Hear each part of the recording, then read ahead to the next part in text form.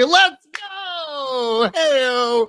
Listen, 100% worth it. What's going on, guys? Welcome to Legal Mindset. I'm, of course, Andrew Esquire, American attorney, and this is Legal Mindset. We teach you to be your own judge. Baby, we all in.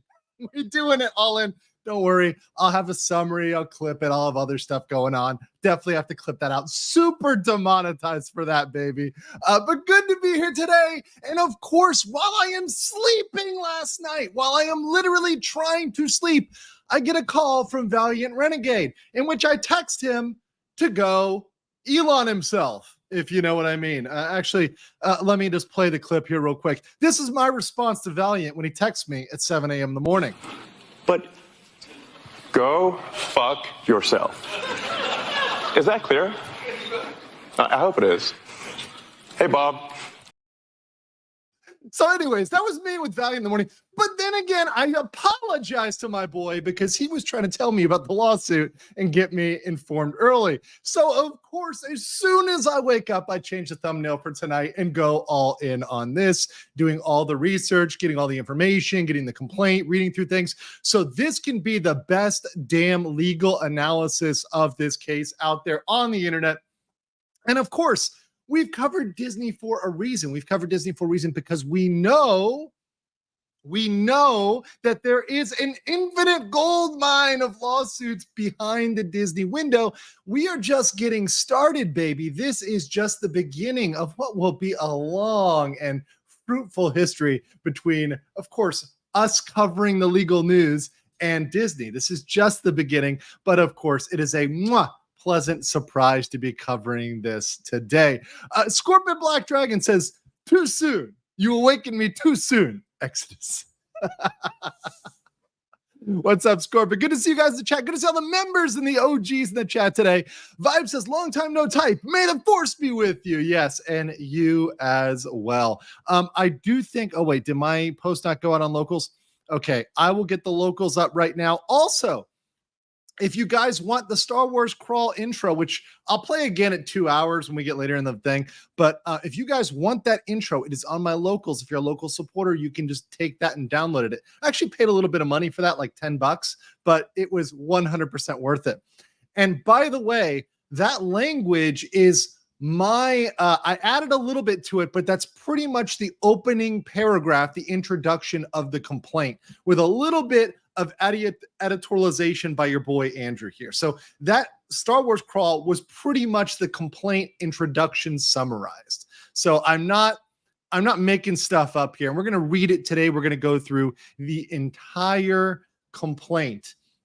Yes, all 59 pages. Now it's going to go faster than you'd think because a lot of pages will go pretty quick. Some of them are mostly a text message, so there's some that will go by pretty quick. But yes, we're going through all 59 pages today. So this is going to be a long one, and it's on a day when we have the earnings call. And the reason why it's so important to go through all the details is any of these details can come on this call today. We now have literally in 6 hours, the Disney earning call coming up, and you better believe that somebody is going to think about asking this question. Now, they may get screened out. They may not be able to get through, but I guarantee you people are thinking about it at this moment.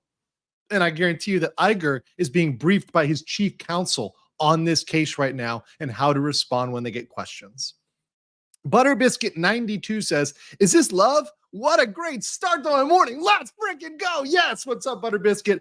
I love some butter on my biscuit. Also, thank you to Fallen Hero 4567 for donating 1 Legal Mindset membership. And then Brian Gibson for coming in with a big 5, the Cinco Legal Mindset memberships. So all those guys that just got those and got pimped out with memberships, please say thank you for those donations. Really, really appreciate that because we have had such green streams and it really helps us out in growing this community and in allowing us to do cool things like, for example, members only streams where we are able to really get into it and talk about stuff because it's members only and there's not any weirdos out there. Anyways, Solwa54 say thank you to Fallen Hero, and Brian Gibson gets a thank you from Mabelis, Comics Dad, Colorado Mountain Girl, Brent Vetzland, and Matt Billings. You guys have been hooked up with the memberships. Weird says something that Valiant or Pro or any other channel has touched on is the severance cost of Disney Plus 700 million annually. Oh, that's true. That's true. The cost of, listen, there's a lot of costs that they're just not accounting for. And one thing I was talking about this with a friend today. When you look at all of the biggest scandals, and I have covered this, I've talked about waste management and the accounting scandal with waste management and how that has mirrors in what I see happening with Reedy Creek and Disney in terms of the past accounting. All of some of the dirtiest issues in corporate America happen with messy accounting, with playing with numbers. That's how so many people time and time again create some of the biggest issues in America and across the world. So I don't doubt that there's some creative accounting or Hollywood accounting going on as alleged by TSG, right? Using the phrase Hollywood accounting. Big thank you to Tank Rat for 20 Legal Mindset memberships, and then Pilgrim Media following up with a 5. Thank you so much, Tank Rat and Pilgrim Media. You guys are killing it. And then it's this live come for 20. For 20. Wow. I got to get, and oh man, so good. Thank you so much, guys. I am going to definitely have new membership emojis. I'm going to have new reactions. I got some inspiration from hopping on Pro's show last night with some things I can add. I don't want to do any spoilers yet, but I want to add more stuff for members. So there's more member stuff coming, but appreciate you 20 for that 20 there. And Is This Live as well as Penguin Media. Let me read some of these names that got added here. With those memberships, please say thank you to all of these lovely gentlemen. People like Michael Burke, Bajanks, Pastor Flash, Lobster 11, the Gatterall, Bratty Brat, Bonita Beach, Digital Scorpion, Muzzy Skeleton, Gaston Heaps, Kane 787, Alyssa Ruiz, Jake Blues, Dojin Luis, Steph Snow, Jeremy. Let's see what else we got here. Julio Morales, Jeffrey Quest, Trisha Blankenship, Dobre Begonja, and Tanya Holman, as well as Really Now, Drew Dastardly, Cat Press, Patafor, Elizabeth Me, Lord of Strangeburg, Rude Dog, Rebecca Koja, Michael W., Gary Master, Frozen Troy, Daniel Pell, Jeff A., and I think I got everybody. Awesome. So welcome everybody there. Please say thank you to your benefactors who have been hooking you up. Solon the Lich says, congrats to Bob Iger redistributing the wealth to their investors. They're just going to end up paying out. And I will guarantee you one thing, guys, ladies and gentlemen, in this lawsuit, there will be a payout. Hear me now. Gina Carano's making money on this lawsuit. I'm calling it right now. Before we even get into it, before we read it, Gina Carano is getting some money. We'll talk about some potential scenarios because there's many different scenarios. Girl's getting some money, okay? She's not walking away with zero. I'll tell you that. The Tex Vet, welcome as a member of the Base Legal Mindset, my highest level of membership. Thank you. Appreciate those that upgrade from the RPG to BLM. If you appreciate what we're doing, you like the channel, you got a free membership, you can always upgrade to BLM, highest level of membership, and appreciate that support. And then Texas Vet says, let's go. Can't wait to see a fair fight against a multinational corporation, let alone the discovery. Oh, I think I came at the thought. Take some of my money I usually give to non-cult lead Joe Jonas. Logic. What's up? Love my boy Joe. And look, Joe's been killing it on his coverage of Trump, on his coverage of a lot of things political. But make no mistake, ladies and gentlemen, Disney is my house. And this is my house, right? I love all the other lawyers. I love what they cover, but they made fun of me. They actually mocked me. If you go on a couple streams, they made fun of me for covering Disney. They actually thought that, I'm being obsessive. They kind of, poked fun at me. But I said, guys, I'm seeing so many potential legal issues here.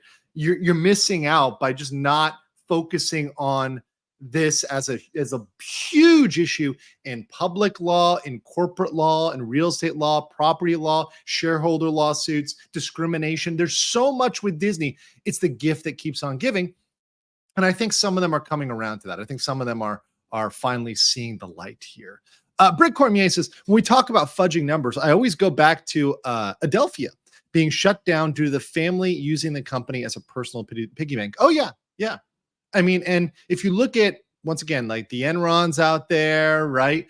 Adelphia is a good scenario. I covered Waste Management. There's so many huge accounting scandals, and they all go back to fudging the numbers. They all go back to putting something where it shouldn't be, maybe depreciating an asset, Galactic Star Cruiser, and lying to the SEC because they're not reporting the correct information. Slade Wilson says, what are the chances it gets to discovery? 1 to 10, 10. It's getting to discovery. Unless, I'll put it this way, sorry, 9.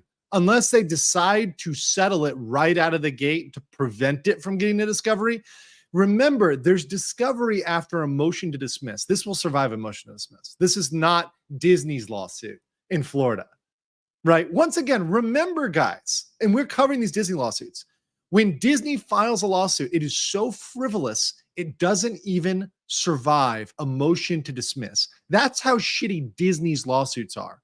This will survive. I have no doubt this will survive a motion to dismiss. There's enough factual issues here, and there's a valid claim. There's a merited claim that needs to go into discovery, and so it's getting into that phase. Now, does it go to trial? That's a better question.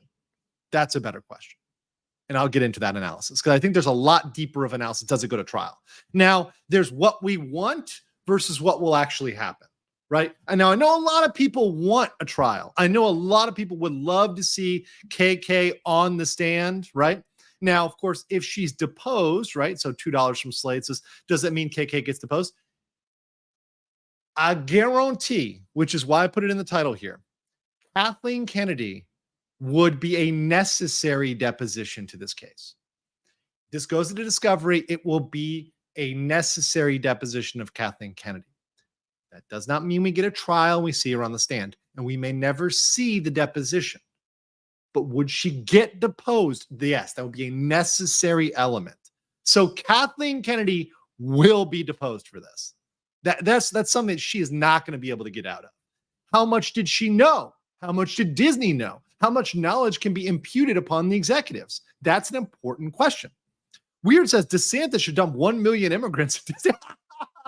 Send them to Anaheim, California. That'll be better. That'll be better.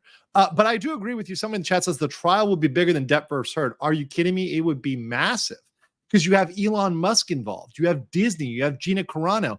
And the best thing is, guys, the best thing about this is they're doing what I said that we should do for years. This lawsuit, and we're going to go through it. We're going to get into it. This is a California lawsuit. Let's be very clear. So I'll show you guys over here in the other window. This is a California lawsuit. Here you go. Gina Carano versus Walt Disney Company, Lucasfilm, and Huckleberry Industries. Huckleberry Industries is one of those spin-off companies that's related to the production. This is a California lawsuit. So you're using a lot of California law, a lot of really woke California law, a lot of law that I really despise and don't want for the rest of the country. But here's the thing. California made a choice to adopt law to make it very, very easy to bring these types of claims. And because California has lowered the bar to allow for these types of claims, it's not just the Me Too cases. It's not just the people that are, POC suing the evil white corporation. No. The law applies equally to both sides. And if you use their own woke laws against them in clown world, which we should acknowledge, right? Use the woke laws against them, you can sue the companies, right? And I've been waiting for this. I've been truly waiting for their own laws to be used against them. And this is chef's kiss in terms of the beauty of using their own insane laws against them and their insane legal standards, which go beyond even federal requirements. So let me get these right here. Exion42 says, by asking for a jury trial, it seems she might not settle. So that would be an indicator in that direction. So by asking for a jury trial that leans towards not settling, however, that doesn't preempt a settlement, especially if Disney proposes it. If Disney comes out with a fat check and an apology or whatever else, we'll get to the damages and the prayer for relief and what she's asking for, because I know there's going to be a lot of questions about that. I already foresee those questions. But she can settle at any point. Remember, you can even settle at trial. So I will say with Elon Musk funding this, there's also a big rationale to take it as far as possible and show as much as you can. And remember, you can settle the day before the jury verdict. You can settle when the jury is deliberating. I mean, you can settle way into the case. So it's always possible. And to draw it out and make this as painful for Disney, well, I think Elon might enjoy that. Death Trout said, if they depose KK and don't get her to say, put a chick in it and make her gay, it will be money wasted. They can play the clip. They can definitely play the clip. Western Civilization said, can Elon legally make DMs public? Also donating towards the naked snake goals. Thank you, Western Civilization. Appreciate you. Yes, they indeed can, if they go towards this and they're between parties. So if those DMs are between parties, absolutely, those DMs can happen. So for example, if that's between, if this is between, for example, Disney employees and Gina Carano and there's DMs, yeah. And remember guys, all these other people we're going to get into, Mark Hamill, Pedro Pascal, right? Those are Disney employees. Something called vicarious liability, which means as an employer, you are responsible for your employees and the behavior of your employees. And if you know your employees are making statements, which we're going to go into, they were making a lot of crazy statements, you have a responsibility to answer to that. The text dad says, it must suck to be Disney lawyers now. Considering collateral damage from cover to this case, Elon's money behind a principled individual like Gina, I can't imagine how they weigh cost of letting it go to court. This will be, let me tell you guys, this is going to be a PR nightmare for Disney. They've been able to minimize something like Reedy Creek because it doesn't have that Amber Heard versus Johnny Depp star power. But now you've involved the arch enemy, Elon Musk, and Gina Carano, who's a woman, right? And who's alleging sexism on behalf of Disney. There's no way they can tuck this into a corner. There is absolutely no way that happens. All right. So let me get into some of the first background here and some of the important background here. So before we get into the actual substance, and I'll get the rest of these super chats and everything else. And by the way, shout out to Rumble, over 110 watching there. Smash that pussy. And we've almost got 950 over here on YouTube. So let's get into the background. So this is a big, important part of this. And this is something that a lot of people are missing, right? So Elon Musk posted this post, and I'll pull up this chart in a larger form so you guys can read it. But I wanted to just show you that it was a post in what Elon said here, which was an anonymous source just sent me this from Disney. It is mandatory institutionalized racism and sexism.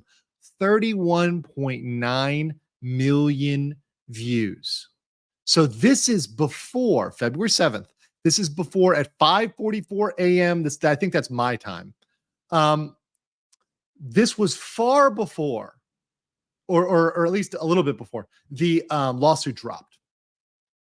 Okay, so Elon, when he dropped this, he's saying not just that this is going to be a problem with Gina, he's opening the floodgates. He's opening the floodgates to anyone and everyone who wants to come in and bring a suit based on being excluded for these standards. By the way, I love how Libs of TikTok says, Elon, can you just buy Vizzy and fix it? And Elon get the thinking emoji. I do like that. But let's pull up these standards. So let me maximize this so you guys see this real quick. Because once again, this is important context for this lawsuit and for future lawsuits. Because Gina will not be the last one or the only one. So here's the rubric. So you guys see this. Disney Entertainment Inclusion Standards. Now, I want to say something very quick. Regardless of the window dressing that you put something like this in, you can call it inclusive. You can call it equity. Under the law, we analyze the effect. The effect. There's something called specific intent, right? You can have specific discriminatory intent. And you can have disparate impact. Now, this is very important because whenever anybody on the woke side, in the progressive side, is trying to prove that conservative companies or companies in general are discriminated against people who are Black, who are gay, who are women, they always use disparate impact. And what that does is it just takes wildly general statistics and says, well, we have a fraction of 1% of women that make less than men in similar positions, so therefore we're going to sue. Now, I think that's bullshit. And most of the time, the way they do those statistics is extremely deceptive because they don't include things like their effectiveness, their efficiency, their hours, their overtime. There's a lot of things they don't factor in with that to get those minute percentages. I think that's bullshit. And a lot of times in these cases, they cannot prove discriminatory intent. They cannot show that people wanted to discriminate against somebody. They cannot show an email that says, y'all, we gonna exclude all them Black people. They can't find that. Now, that's what they portray it as in the media. They portray it as a bunch of good old boys, as if it's a bunch of good old boys back from the 1890s that are trying to be actively discriminatory. Of course, that's not what's happening. That's ridiculous. Our country is the least racist it's ever been, except for these certain fringe woke individuals who are indeed racist, right? But that aside, they can't show specific intent when they're trying to show, in most cases, that corporations are discriminating against women, gays, Black people, Hispanics, Asians, whatever else. But what's crazy in this case, what is nuts, is what this shows. What this standard shows is specific intent to discriminate. This is a specific intent.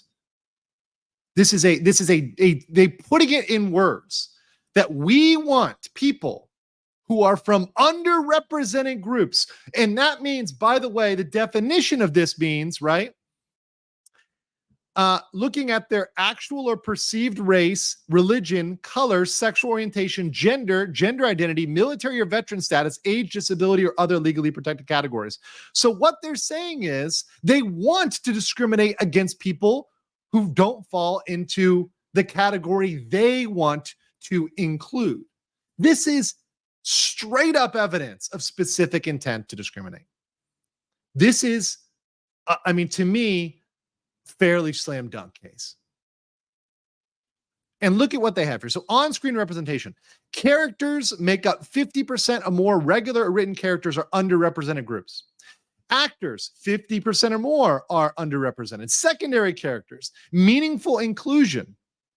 Series premise. The premise of the series itself needs to be an integration of underrepresented groups in themes and narratives. Ladies and gentlemen, people have been saying it for a while. I saw Chato in the chat here, Lou Wasserman's ghost there a second. But this is something we've been talking about for a while. We've been specifically calling this out, and they called people crazy. They called people like my good friends over at Midnight's Edge, Nerdrotic, Valiant, WW Pro, every one of us that's been talking about this forever. They called us crazy. They called us making it up. It's right here. They literally are saying, this is our intent with the themes and narratives. We absolutely 100% are doing this intentionally, with intent.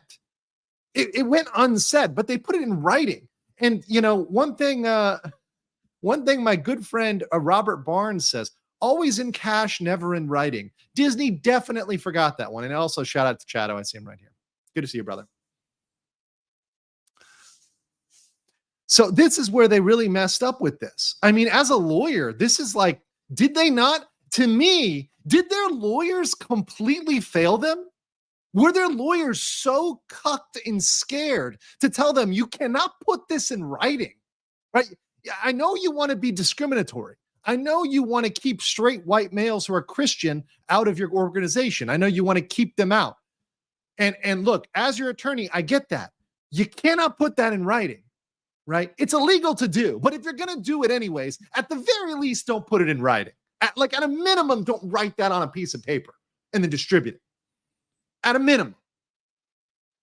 I mean, that's what blows my mind, that somebody put this down and they thought it was okay. People need to be fired over this. I was corporate counsel. This would get somebody fired for sure. Absolutely.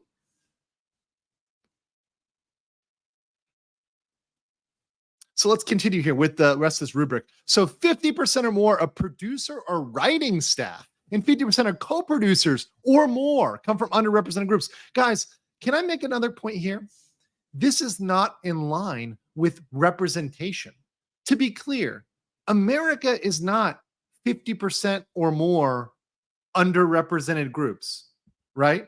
Last time I checked, straight people are the majority, the vast majority of the population. So when you're like, well, we're going to make 90% of our writing staff LGBTQA++, we're going to make them all trans. You're giving an overrepresentation to 0.001% of the population, a tiny fraction of the population. Wildly overrepresenting them. That's not representation or equality. I mean, it's equity, right? And we've seen that. That's what they mean by equity. 50% or more of episodic directors come from underrepresented. Casting directors is. So this is saying the casting director must be from an underrepresented group or has not previously worked on a DGE show in this role. They're saying it must be underrepresented. Look at that. So they're actively saying we will not hire somebody who's white and straight or Christian. Okay. Or a man, right? Meaningful representation of underrepresented groups in senior creative leadership. Promotion of a member of an underrepresented group in a role that constitutes career progression for at least one member of the staff. Substantial year-over-year increase in the members as directors and in writing staff. What this means is they're only promoting certain people. Yeah, that's illegal. You cannot give people additional training, promotions based on their race, based on their characteristics, their religion, their sexual orientation. That's not okay. Below the line, says at least 50% more of the line producers, department heads, i.e. costume designer editors, come from underrepresented groups. 50% of other key roles, technical positions have to come from underrepresented. Project staff. They have to hire a line producer and production manager. But you know what's kind of contradictory here? They say, okay, we have to hire these people, but then down here it says, anyone involved in, let me move my face so you guys can read this. And here we go. Anyone involved in hiring decisions is prohibited. You know why they did this? As a last minute attempt to try to save themselves from being sued. This is like a last minute afterthought. But this doesn't save you. This isn't the legal standard. It isn't just anyone involved in hiring decisions. It's anybody in management who has managerial control. But also you say, despite saying anyone involved in hiring decisions, you literally say you need to hire a line producer who meets those criteria. Look at this. Further violations. Paid employment opportunities such as apprenticeships, internships, expert advisors for underrepresented groups. That's illegal to only give them out to them. Training opportunities, skill development, same thing. First job for a member of the underrepresented group that constitutes career progression and prior training. 50% of outside vendors employed that are underrepresented. Producer, department head that is from those groups. And lastly, producer develops and executes a show-specific D&I, diversity and inclusion. So this is DEI, really. Program subject to network inclusion. This is it. Industry access and career development. They're requiring the producer to do DEI. Guys, we knew this was happening. We knew this was happening, but now we have proof. And now we have a lawsuit which acts on that. And I know not all of you are super law nerds, which is why I'm here. I'm here to be your law nerd. I'm your law nerd. But one big thing is we don't have a Supreme Court case in the employment context that really rebuts all of this. We have a big Supreme Court case in the academic context, and that is, of course, Students for Fair Admission versus Harvard. Some of you may have heard of this case. Very recent case, 2023, decided 2023, June 29th. This involved students for fair admissions, mostly Asians, I'm going to be honest. mostly Asians, who sued Harvard over the admission process, saying it discriminated against Asian Americans in favor of white applicants. Harvard admits that it uses race it admitted it as they use race as one of the factors in the admissions process, but argues its process adheres to the requirements of race-based admissions in a previous ruling. The court said, you may not do this. You may not use race as a factor. And this race-conscious admissions is not okay. It violates the Equal Protection Clause of the 14th Amendment. It was a 6-3 decision. The Equal Protection Clause was to ensure the laws apply equally, not equitably, equally to everyone. This is what people forget. It is equality under the law, not equity under the law, regardless of race. Both the Supreme Court and nation failed to uphold this principle in Plessy versus Ferguson, which sanctions separate but equal. And mind you, guys, what Disney is doing is no different than separate but equal. But it's unequal. Let's be honest. Harvard's race-based admissions failed to meet strict scrutiny, non-stereotyping, and termination criteria. They failed to demonstrate compelling interest in a measurable way and no logical endpoint for when race-based admissions would cease. So if you apply this to a corporate context,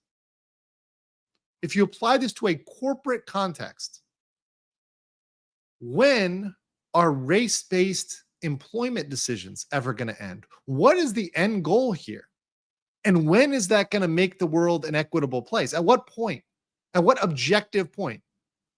They can't demonstrate that. And how does that fit equality under the law? Not equity, but equality under the law. It doesn't. It conflicts with the notion of equality under the law. And this is where they are in deep trouble. So we're about to get to the Gina Carano, but before we get to that, make sure you guys smash the like button here.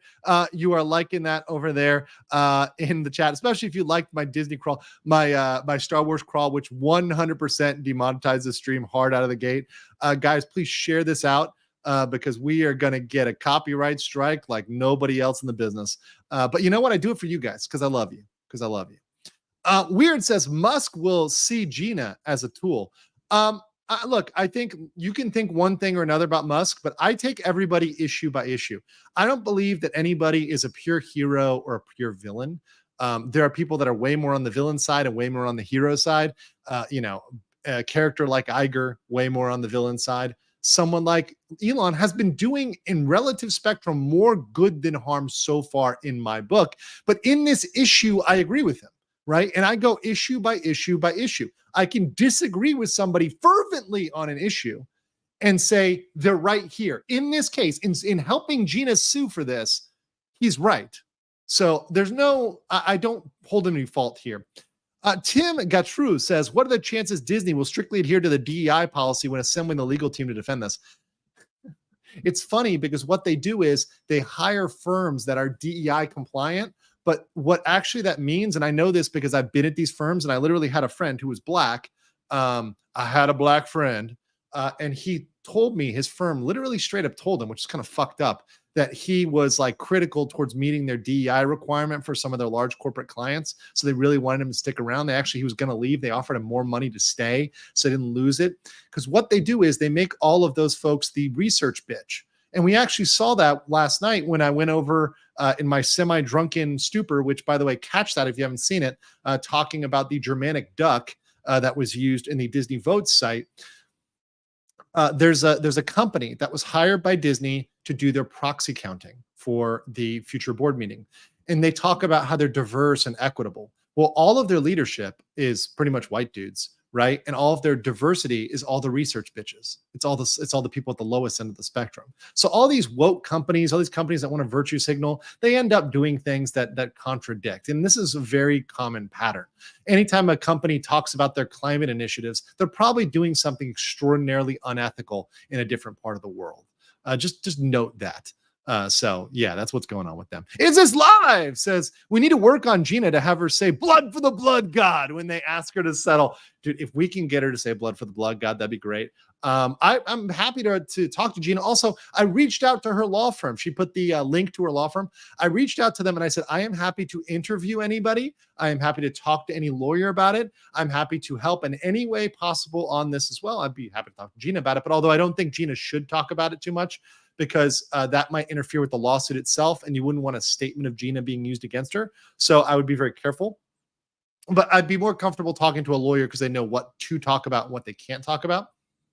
So I'm happy to interview anybody on this topic, and I will be covering this start to finish. So do not worry, guys. Just like the Reedy Creek lawsuit, I'll cover this one all the way. So you'll get every update and filing with me. Bill Brick Cormier says they get 50-50 to decide for motion to dismiss in California. We know California judges will not follow the law. They usually side with Hollywood. Yeah, they have a chance to appeal it though. And the California appellate courts, they come up with some weird decisions, Britt. If you remember, there's that Second Amendment decision regarding the AR-15 when people were trying to California was trying to ban the AR-15, and the judge at I think it was appellate level, he came back and said the AR-15 is the quintessential home defense rifle, home defense platform. Mwah, chef's kiss. There are some surprisingly based judges, often coming from the more rural area of California, which is sick of the urban area's rule. They're just wildly outnumbered. Our good friend, Mo, we'll call him Mo, says this plus the crew member's death on the set of Wonder Man yesterday. I'm sure Bob is loving these surprises right before the earnings call. Oh, he is absolutely having a fantastic time. Heritor Theory says, have you seen the Disney shareholder voting instruction video? I know it's not your expertise, but I'd like to see you reading on it. Oh, I've watched that one. We watched that one last night, Heritor Theory, with on my stream. Let me just pull up my channel so you can go catch that. I'm not going to pull it up today. We have a lot to do. This is already going to be a multiple hour stream. Strap in, guys. But if you want to catch that in my full analysis, I did a good job doing it despite being slightly intoxicated. You can go back here and check out on my channel this one here, Disney counters Nelson Peltz with Germanic duck. This one is me going over that video, the Ludwig von Drake video. It's kind of insanity. This is our current one, and I'm doing a post-show. So post-show after the earnings call, I will do a show. I was going to do this as the pre-show. It's now the post-show. So I will do that. I have it scheduled for 8 a.m., but I may move it up to, that's 8 a.m. my time, 8 a.m. Bangkok. So I may move that up to, which is 8 p.m. Eastern. I may move it up to 7 p.m. Eastern or even 6 p.m. Eastern. Depends on when I finish up with Valiant and how I'm feeling. Early in the a.m. because it's going to be real early for me, but I will be up. Cliffix says, if you were Disney, how would you legally be able to shred and delete documents from Disney servers? You can't do that. That's tampering with evidence, destruction of evidence. So you can't just start deleting stuff from servers. That's not okay. But okay, can they even do that today, or is it dangerous? I would never recommend a client to do that, even if they're guilty. I would try to get it on some ejections, everything else, but that is not just horribly unethical, it's illegal. It's destruction of evidence. That's what, if you look at the case, Courtney Clenny case, her parents got dragged into court for potential destruction of evidence. You don't screw with that. That is not okay. That is a serious crime. So, I mean, if Disney starts deleting documents, they're in the point of people are going to the federal penitentiary. I mean, which, if they're backed into the corner, if they really feel that cornered, I mean, people do crazy stuff in the corner, but I mean, it would be a real desperation move for them to start doing that. Real desperate. Texas Vet says disparate impact training has been a staple of corporate training, loathed for so long. I'm glad to see it being used for good and being used against them. It's just, it's perfect. Gina's using their own weapons against them. Helix says, busy day. I know, no hurry. Heads up. I emailed you ×2. Search inbox from JB. 1, Bronx swinger judge, HMU dude defendant. And 2, Tokyo DL proxy fight. Okay. I know there's a lot of other topics to cover. Hell, I want to talk about Tucker going and talking to Putin. I want to talk about a lot of other things. I got a lot of topics I want to cover. I wanted to even talk about the casting of a LGBTQ++ black woman to replace Johnny Depp But that's not today. This Gina lawsuit's got to be number one. But I will get to all those topics. We have plenty of time on this channel. And you know I come for you guys. And that sounded wrong. I stream almost every single day, if not twice a day. So I'm prepared for this. And I probably will be streaming twice a day just to cover all this stuff. Steve C says the lawyers get one sentence as a footnote. Yes. Cancel. #cancel Disney Plus. Instance Live says the smell test for all these standards is still acceptable if you replace groups with straight white male. That's all you need to do. If you change those words, from 50% need to be straight white males instead of underrepresented groups, if you said, we need to cast a director who is a straight white male, because remember, that's what they said. We need to cast a director who's underrepresented. So replace underrepresented with white male. Is that okay? If that's not okay, then you can't do it. For Gina, cry havoc and let slip the dogs of war. Brent says, is this Fed or state? There was some confusion last night on Valiant. It happens. I don't think, frankly, I don't know who was on. I know there were a lot of non-lawyers on. It can get confusing. It happens. But this is 100% in federal court.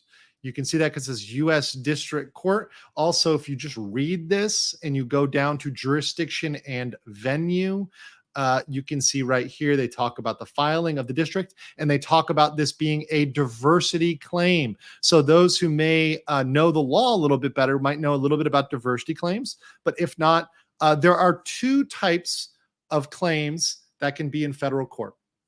One is a federal question, and that's something that it originates in federal law or constitutional issues. So constitutional issues are uniquely federal. So if it's something under the U.S. Constitution, that is something that goes to federal court automatically. Also, if it's something like a treaty, that goes there automatically. If it's a fight between states, so like let's say we have Florida versus Georgia, that goes automatically to federal court.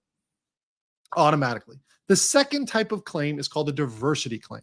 A diversity claim requires that you have parties in different states and you have an amount that is over $75,000. That's called the amount in controversy requirement. So as you can see here, when under the jurisdictional statement, you can see that this court has jurisdiction over the subject matter subject to 28 USC 1332 and 1343. That's regarding diversity. So they're talking about diversity jurisdiction because Carano's claims are between persons and entities of different states in an amount in controversy over 75K. That's because if you look at the parties, and let's go back up here to the parties, or rather down here to the parties, Carano is a citizen and resident of Montana. How based is that she's in Montana? I am so much, look, I'm going to be honest with you guys. I wasn't like at first, like when she first was in the Mando, this is me being 100% transparent with you guys. When I first saw her in The Mandalorian, before she was canceled, I wasn't a huge Gina Carano fan. I wasn't. I'm just going to be honest with you guys. Just 100% transparent. Okay? I was like, whatever. I have nothing against her, nothing for her. Just neutral about her. I was completely neutral. After this happened to her, and I just heard her story, I heard what she said, how smart she is, how on point, how logical she is, how reasonable she is, and just a nice, kind person, and how evil they were to her, especially Kathleen Kennedy, I 100% became a Gina Carano fan, right? I didn't know any of that about her. I didn't know. Now I know. And seeing that she's in Montana, that's based as hell. So there you go. You have Disney Company Incorporated in Delaware with an office in California. You also have Lucasfilm. That's California as well. Huckleberry is California. So you have essentially a Montana party and a California party. So that gets to a diversity case, and therefore a federal case and not a state case. Now, if this was a state case, remember somebody just asked a super chat asking about judges. If this was a California commie state judge, yeah, I might think it doesn't have much of a chance, but it's a federal judge. So there's possibility your boy Papa Trump appointed them or somebody else. You don't know. Scorpion says Ninth Circuit has a losing record with SCOTUS appeals. There you go. The Texas vet says, me hearing you say, strap in, guys. This will be multiple hours. Insert meme of, I am never going to financially recover from this.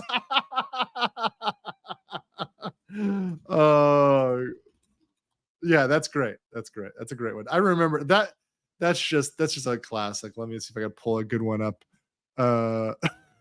This one, in case you guys haven't seen that meme, it's from hold on. It's from the Tiger King here. Let's can I open this in a new tab? Can I open this in a new tab? Yeah, let me just. Of course, we got a good boy Joe here, and not that Joe. I mean, Tiger King. Never going to financially recover from this. Great one. That one makes me laugh. So appreciate that reminding me of that one. Thank you about that. And guys, I like to have fun. I always appreciate when I get memes, when I get other stuff. If you guys have anything funny to show me, always send that. I try to show stuff in the beginning and through the channel to keep this both entertaining and educational. Waka Waka, listening to news while working out. Let's get it, boys. Get those reps, Crusader Saracen. Do not be as fat as Gina Carano's wallet's going to be after she settles here. We don't want settlement. We want full discovery. I know. But look, guys, as much as I want to tell you what you want to hear, there may be a settlement, okay? And Disney would be smart to settle this as soon as possible. Now, Carano can reject that. Elon could be like, hey, Gina, don't accept it yet. Let's push them. So we'll see. Sebastian Mueller says celebrating 2 months membership of BLM. Also, I hope Gina wins. Yes, thank you. And welcome. 2 months. Cheers to that. Mario Trujillo says Disney took the idea, never mistake malice for stupidity, and said, I do it all the time. Dear Lord, this punchline is getting old. Yeah, it's bad. It's real bad. Okay. So let's turn to Gina, our girl Gina.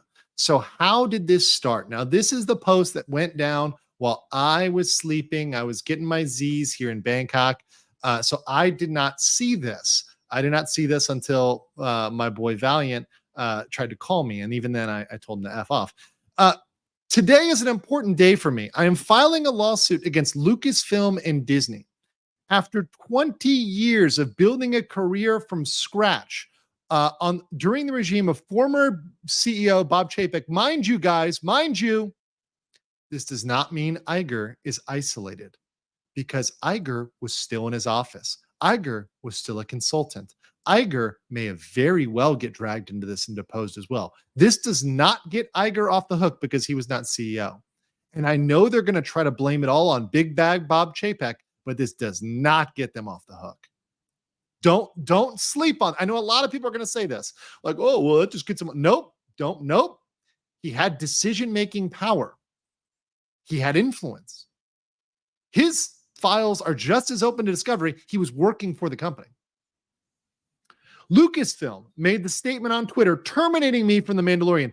Gina Carano is not currently employed, and there are no plans for her to be in the future. Nevertheless, her social media posts denigrating people based on their cultural and religious identities are abhorrent and unacceptable. So, of course, this is the real nasty thing they did. They terminated her without ever even telling her. They terminated her via a tweet.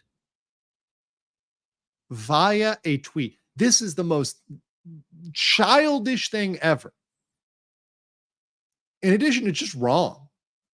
Nothing could be further from the truth. So, by the way, saying that she denigrated people based on their cultural and religious identities, we're going to see the Carfax on this. We're going to look at this in the complaint. We're going to look at this. Nothing could be further from the truth. The truth was I was being hunted down from everything I posted to every post I liked because I was not in line with the acceptable narrative at the time. Guys, at this time, remember, this was when woke Twitter was a thing. This was when woke Twitter had power. Don't forget that. So at this point, a lot of those people were probably bots and bot armies.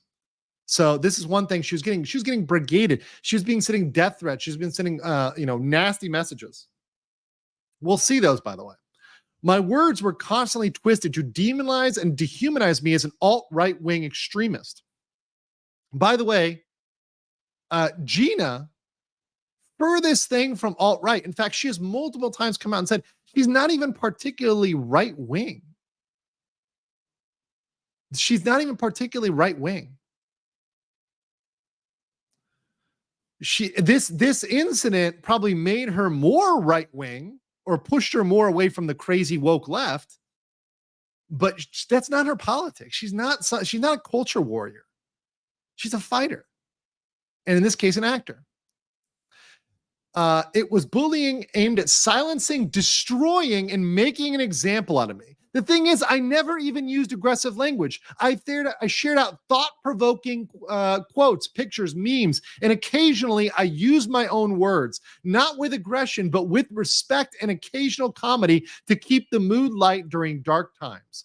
Look with your own eyes at what I posted and ask yourself, for example, where did I compare Republicans to the Jewish people in the Holocaust?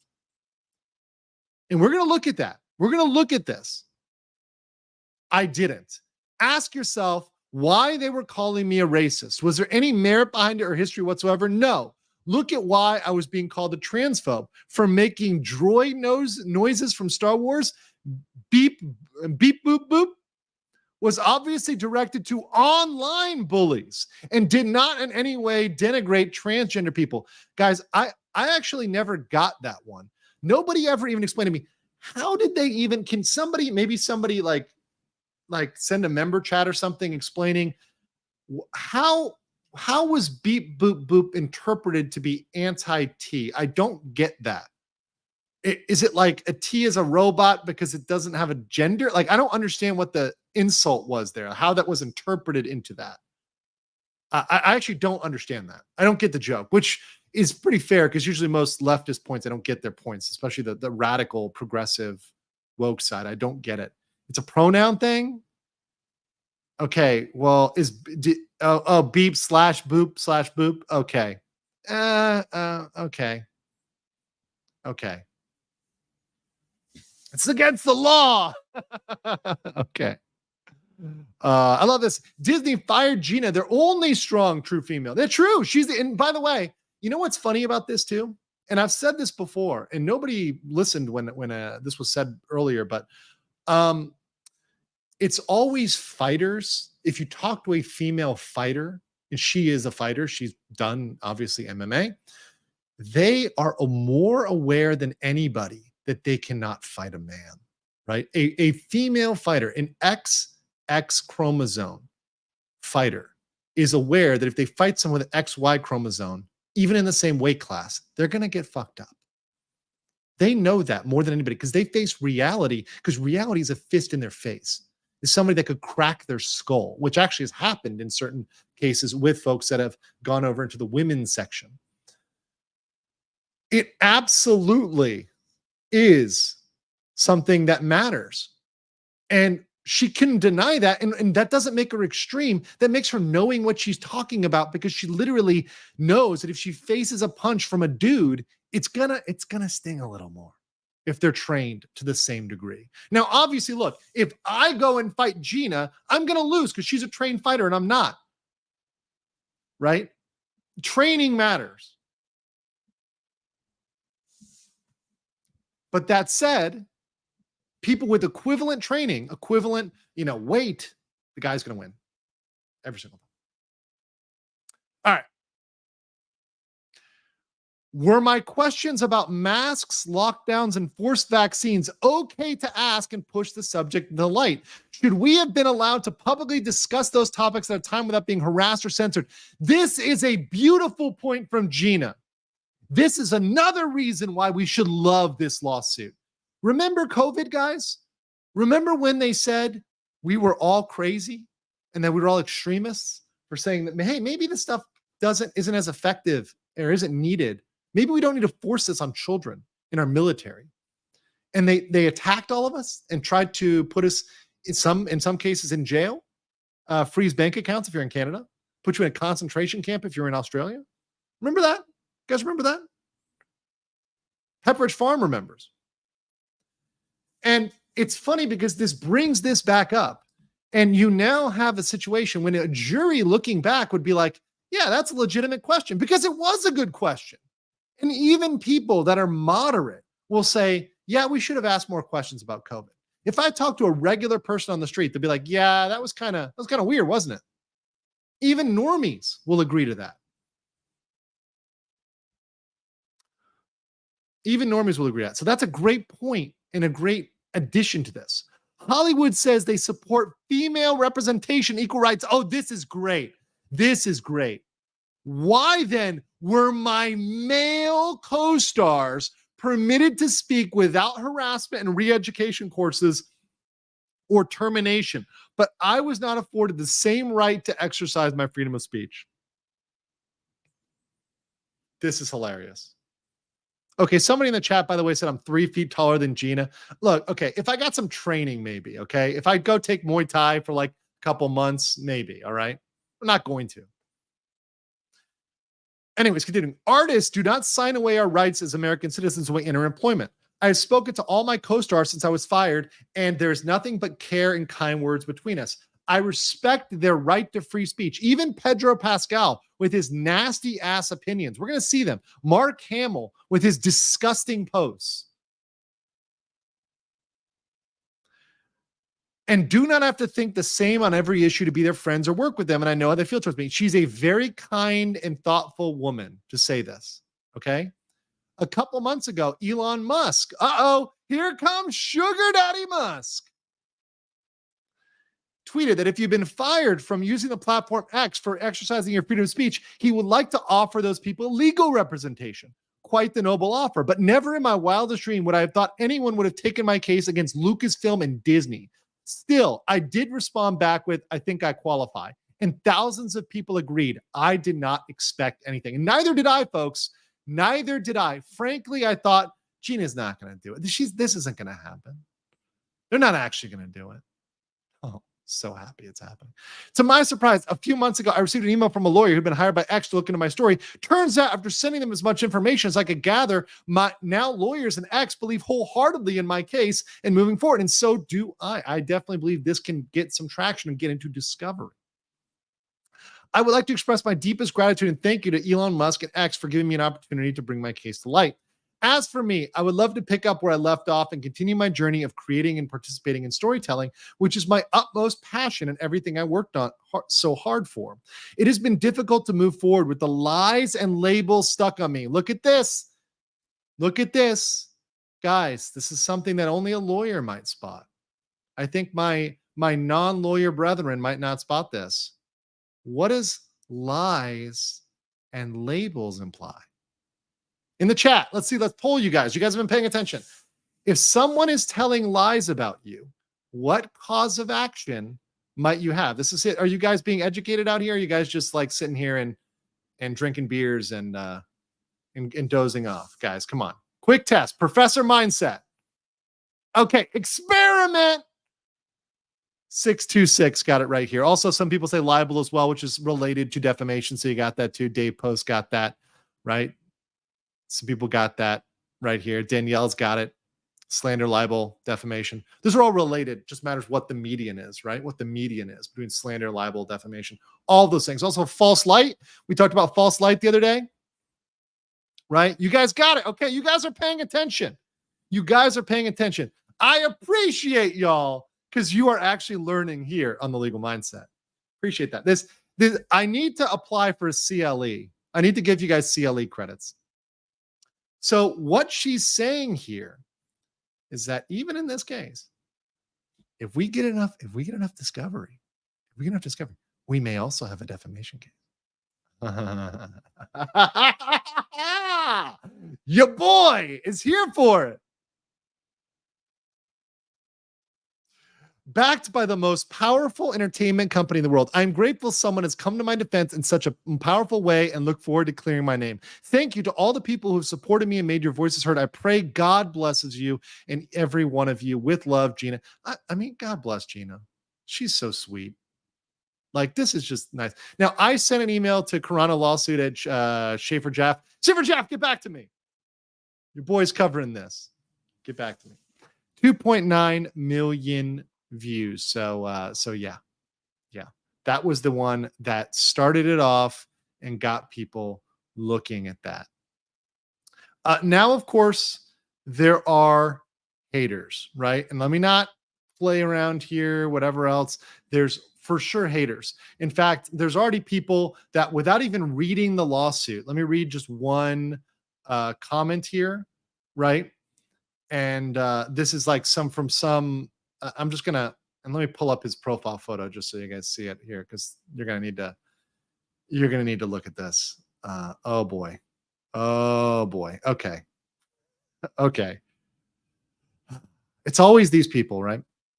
So we have one from Jacob here. This is the type of haters that responded immediately. Casual reminder that Gina was given the opportunity multiple times to retract her hateful and outright ignorant statements and delete her posts, not only just by Disney and Lucasfilm, but by Jon Favreau himself. She didn't and was respectfully fired from the show. This holds no ground and just reeks of desperation. Oh, well, Jacob, I'm so glad you're a lawyer now and you know what is merited or not merited. I'm so glad that your time hugging your Grogu. Don't let this guy around playgrounds, churches, or daycares, please. And of course, he's got pronouns in the bio. Just noting that right here. Just noting that right there. All right. Of course. But the NPCs are out in full force. The soy boys and NPCs are out in full force. And that brings us to the complaint. Before that, let's catch up on some of these super chats and comments, and then we'll get right into it with those. Crusader Saracen said, did you see nobody won the WV primary? Wait, what? I'll need to check that out. I have not seen that. Dark Fox 2000 said, hey, Legal Mindset, have a great day. Gina equals smash. Honestly, Gina's a sweet woman. I mean, like, look, somebody's personality can make them grow on me a lot. And Gina gets a heartfelt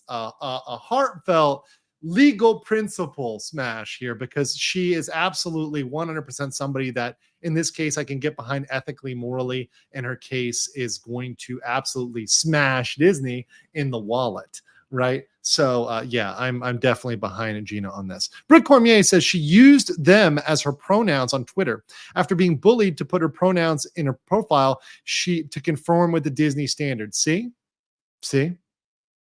And this is a problem. Guys, I've worked with corporations that were debating whether they should force everybody to do it. I told them not to do it. And thankfully, during my tenure at these corporations, they did not do it. Okay. So that's something that I remember when I was coming out of corporate law, when I was coming out of corporate, my time after I was special district counsel, I was corporate counsel to Fortune 500 companies. And I advised against it. They didn't do it while I was there. But subsequently, I know since I've been over here in Asia, I've seen more people when I contact corporations replying with that. So I know it's become more of an industry standard. And by the way, Disney has a lot to do with setting the industry standard, which is why it is so important. It's vital for things like the standard, that the discriminatory bulletin standard that we just went over. If this thing is not solidly rebuked, this particular chart, if this is not overturned, every single company will do it. Disney will set a standard and other companies will follow it. That's the importance of Disney. There's a reason why I've been covering Disney. It's not just because of Reedy Creek. Reedy Creek alone, look, I would have covered it, but I wouldn't stick with it as much. It's because Disney is one of those companies that is followed in the industry. How do I know this? And this is not going to compromise any client confidentiality. How do I know this? My firm used to represent Universal. You know what they told me a lot before I did anything, and multiple times? You know what they told me? Repeatedly, when I would work on a project with Universal and I talk with their counsel, they go, look at what Disney's doing. Look at what Disney's doing. Look at what Disney's doing. And if I wanted to deviate from what Disney is doing, I would give a strong recommendation why to deviate. And by the way, they would listen to me because generally what I was advising on was within my very specific area of expertise. So I would give them memos that would say, Disney is doing X. There's a high risk of X, so do not do X. See, I'm not telling you what that X is because that would be confidential, right? But there's times in which I was asked, okay, what do you think about this? And I was like, do not do that because Disney is playing with fire. And we're seeing that now. And this is why I am so damn convinced of this, because I saw it firsthand. If I didn't see this myself, I wouldn't be so fired up about this. Scotty Joe says defamation. Yes, correct. Correct, Scotty. Points for Scotty. Mo says that man reeks of soy. He's pretty much spooning Grogu. I feel bad for Grogu. I want to like free Grogu from that. Is This Live says the soy boys are desperate because the beacons have been lit and Gina calls for aid. We will ride to her defense. Dr. Cocho Dragon says, I'm sure a lot of pixie dusters will be lying today. They have two tactics. I know this from Reedy Creek and other things. They either lie, they straight up lie and misrepresent facts, or they just ignore it. They just don't even acknowledge that it exists, right? They will never accept responsibility and they will never blame Disney. Scotty Joe became a member at, hold on, I'm lagging here. Behind the house here. YouTube is getting a little slow. At the base legal mindset level, wanted to make sure I'm correct there. So welcome to the highest level of membership. Appreciate you joining. Appreciate you upgrading there. Thank you so much for that. The Texas vet says Gina is peak female role model. Anyone saying they don't know what a good version of femininity is looks like they can look at her. That's your daughter should look like, especially on feminine strength. Yes. Feminine strength does not mean being a bitch. It doesn't mean being selfish. Doesn't mean being self-centered. Doesn't mean being a whore. It means you can have principles. You can stand and fight for your principles. But your principles can be morality. Your principles can be truth. Your principles can be speech. Your principles can be honesty. These are things worth fighting for. These are things that our forefathers were willing to die for. And I respect Gina for that. I deeply respect her. And I tell you guys, the more I learn about Gina, the more my respect for Gina grows. I'm just every day, the more I learn about this woman, the more I like her. And truly, I'm happy that she's doing this so I can get to know more about her, that I can know more about her, see more about her. I think I empathize far more with her now, having read this story. And I love how people always say, Andrew, you're a misogynist. You never cover female stories. First of all, I do all the time. But it's like, we got Gina now, baby. I'm standing for Gina, simping hard. Josh L says, how much of the spread of DIE, not in corporate culture, can be laid at the feet of HR and the kind of people that go into HR? It's not just HR. It's a collaboration between the people at the top, the interests like BlackRock and State Street and those folks that are pushing DEI, that want them to do it as part of their corporate governance. And then the Karens in HR. And here's the thing, just like during COVID, remember during COVID, all those public health officials were kind of drunk on power? It's because they never had any power. Remember, back in the day, if you guys worked, and I was just starting out, but if you worked in the 2000s, the 2000s, HR wasn't that important. HR, and I worked in HR for a bit, when all I was doing in HR was processing background checks.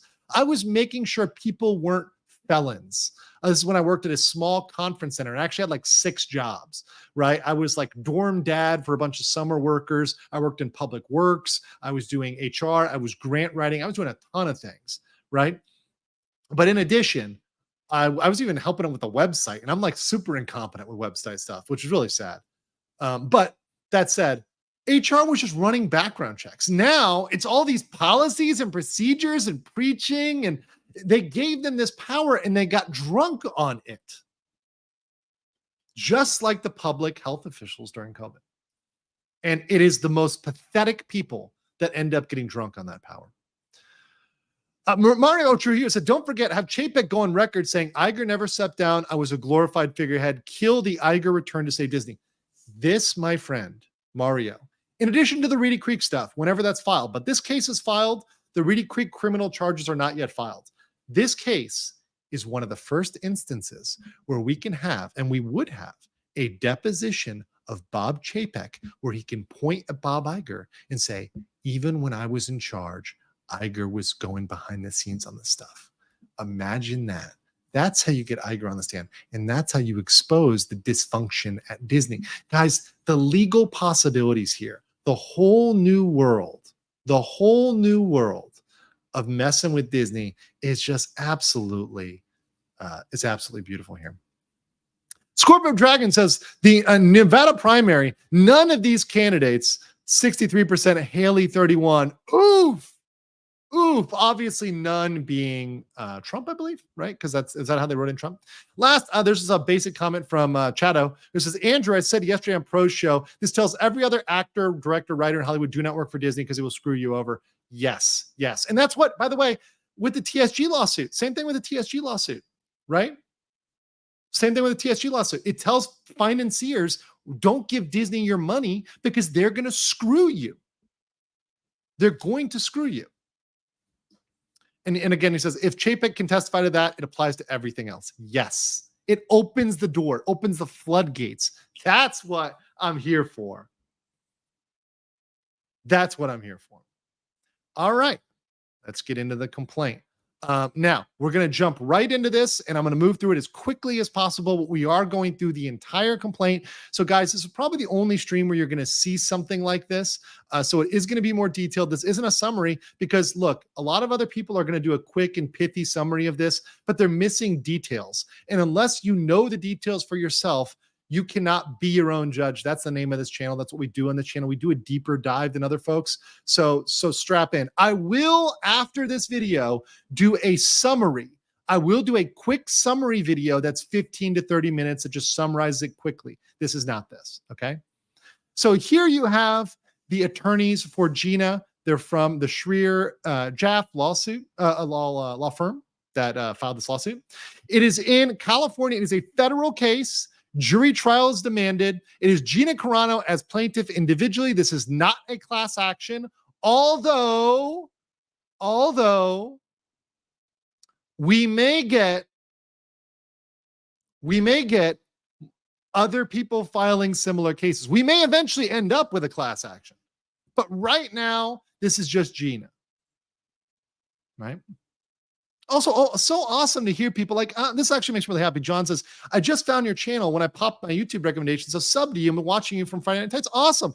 Welcome to everybody, guys. There's 1,700 people in the chat today. This is pushing a record. This brings me back to the Amber Heard days. If you guys could be very kind and please share this out and like the video, because we are about to get even further demonetized, possibly get a strike again, because I'm going to play the Star Wars video once again. So make sure you like the video, share it out, share it on YouTube, share it on Twitter, and make sure you're subscribed to the channel.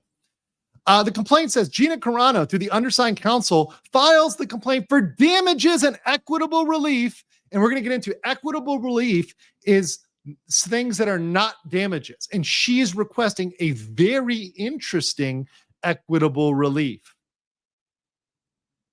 against Lucasfilm and Huckleberry Industries.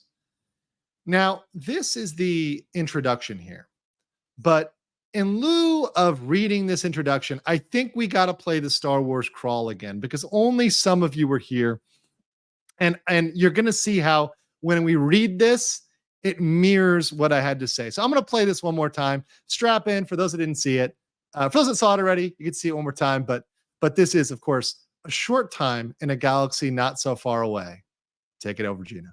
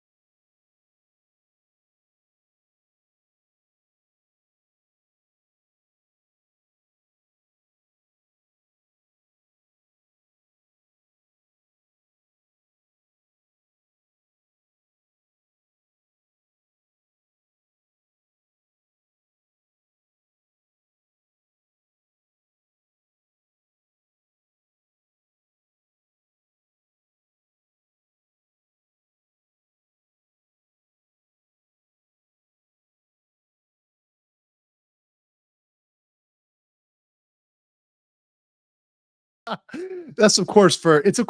Fair use. I'm going to say fair use a lot. Educational and entertaining purposes. Demonetize this. And then it's this large. Thank you so much for helping fight the demonetization, which we weren't going to get. We're going to get it, guys. I'm not in denial here. I'm asking for it. Okay. Like I did a thing. It's worth it. Right. I'm like Elena Tyrell here. Like it was me. Okay. Listen, I'm trying to be educational, entertaining. Obviously, I would claim a fair use defense there. But thank you so much for the 50 Legal Mindset memberships. You are an absolute Chad. Is this live coming up big here today? Thank you for supporting me and helping me, even though I'm gonna be in the naughty camp here today.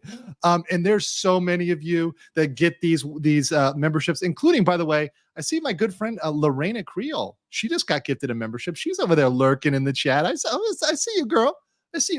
Experiment 626, RoboCop 002, Alifant, Toombi.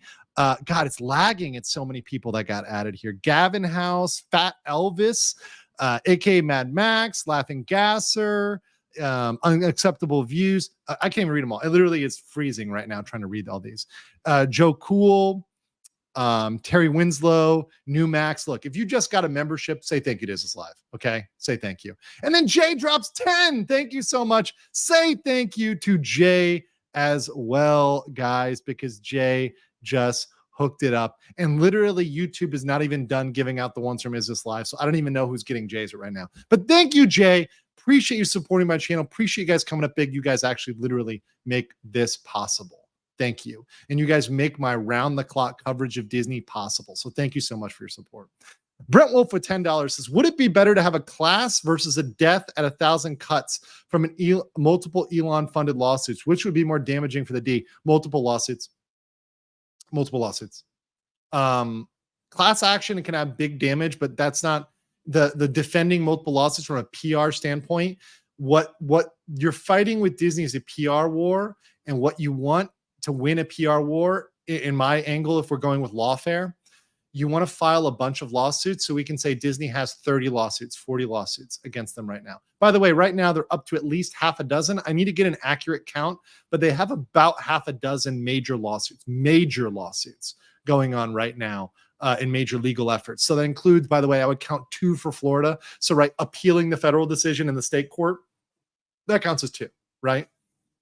But yeah, they've still got a lot of lawsuits out there. And this just adds another one to the tally. So I would love to see 30 people sue over this and just do it separately for their own reason. Jay says, sorry, I'm late. I just woke up. I appreciate you, brother, whenever you join, especially for supporting me. How am I going to hate on that? Fallen Hero gifted 1 membership. Thank you so much. 4567, Fallen Hero 4567. Thank you so much for support. And Andrew Miller, love the Andrews out there. Always very based. The Andrews always tend to be very based, who joined as part of the RPG. The Texas vet says, I'm not sure how I feel about the legal intro the team wrote. It seems unprofessional, could set a polar response from the judge depending on who it is. Am I thinking wrong here? I want to say this as a person who has read a lot of these complaints. Now, I've read a ton of complaints.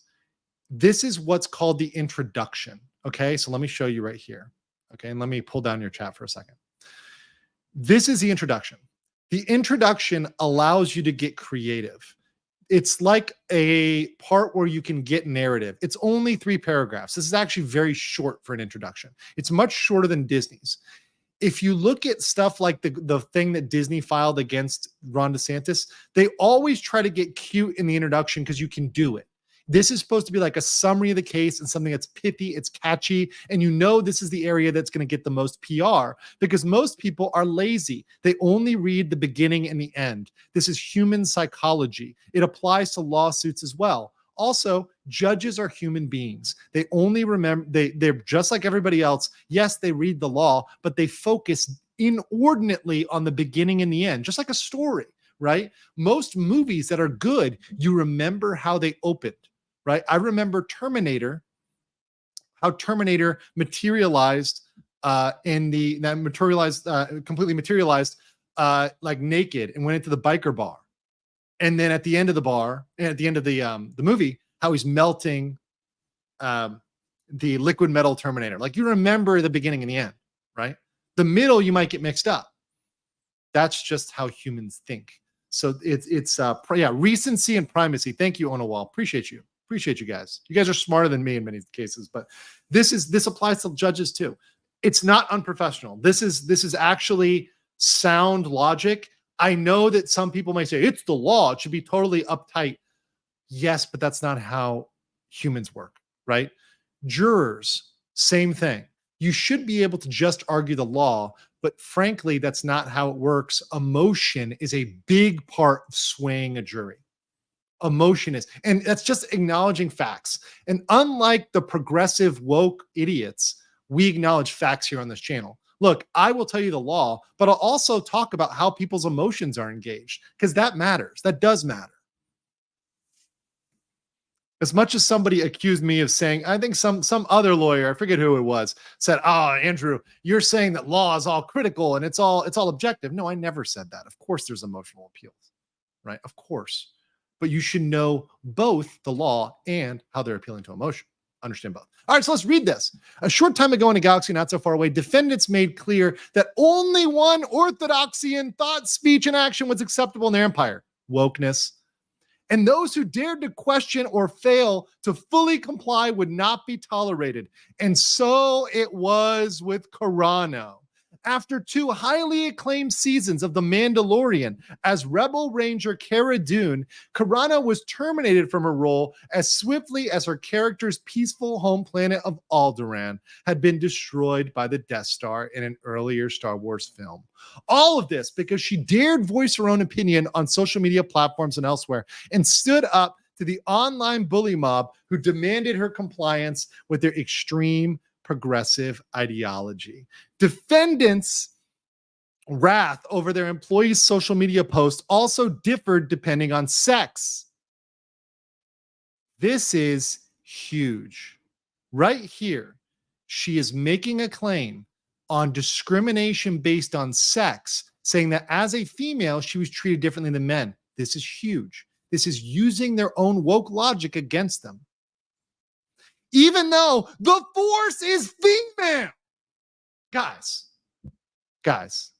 this is a 100% straight shot at Kathleen Kennedy. When I put Kathleen Kennedy in the title, that was not clickbait.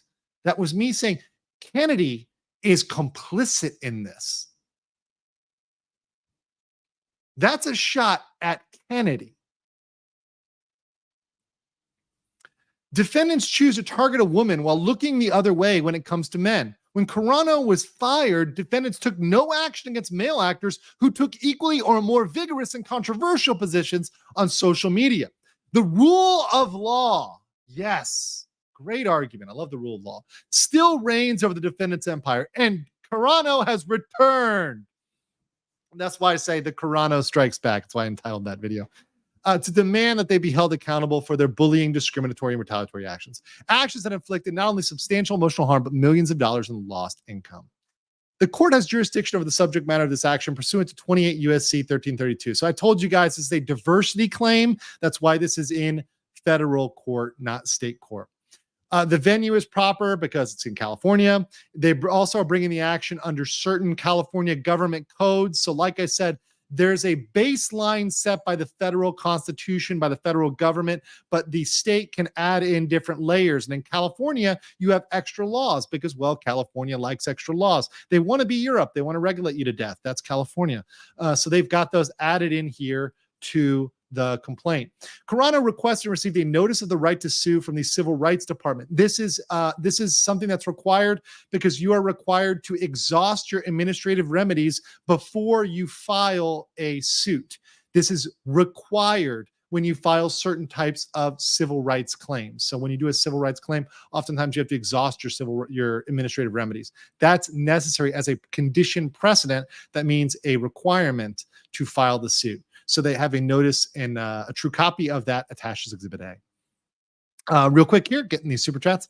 I'm not sure I feel about this legal intro the team wrote. Oh, no, I got that one already. Sorry. Dalbin says the law is made from emotions. Not purely. I think it's a mix. I think there is objectiveness to the law, but obviously when politicians are adopting law, they're kind of crystallizing people's emotional feelings. and they're bringing things up that are they're bringing things into law that are the manifestation of people's feelings. Certainly.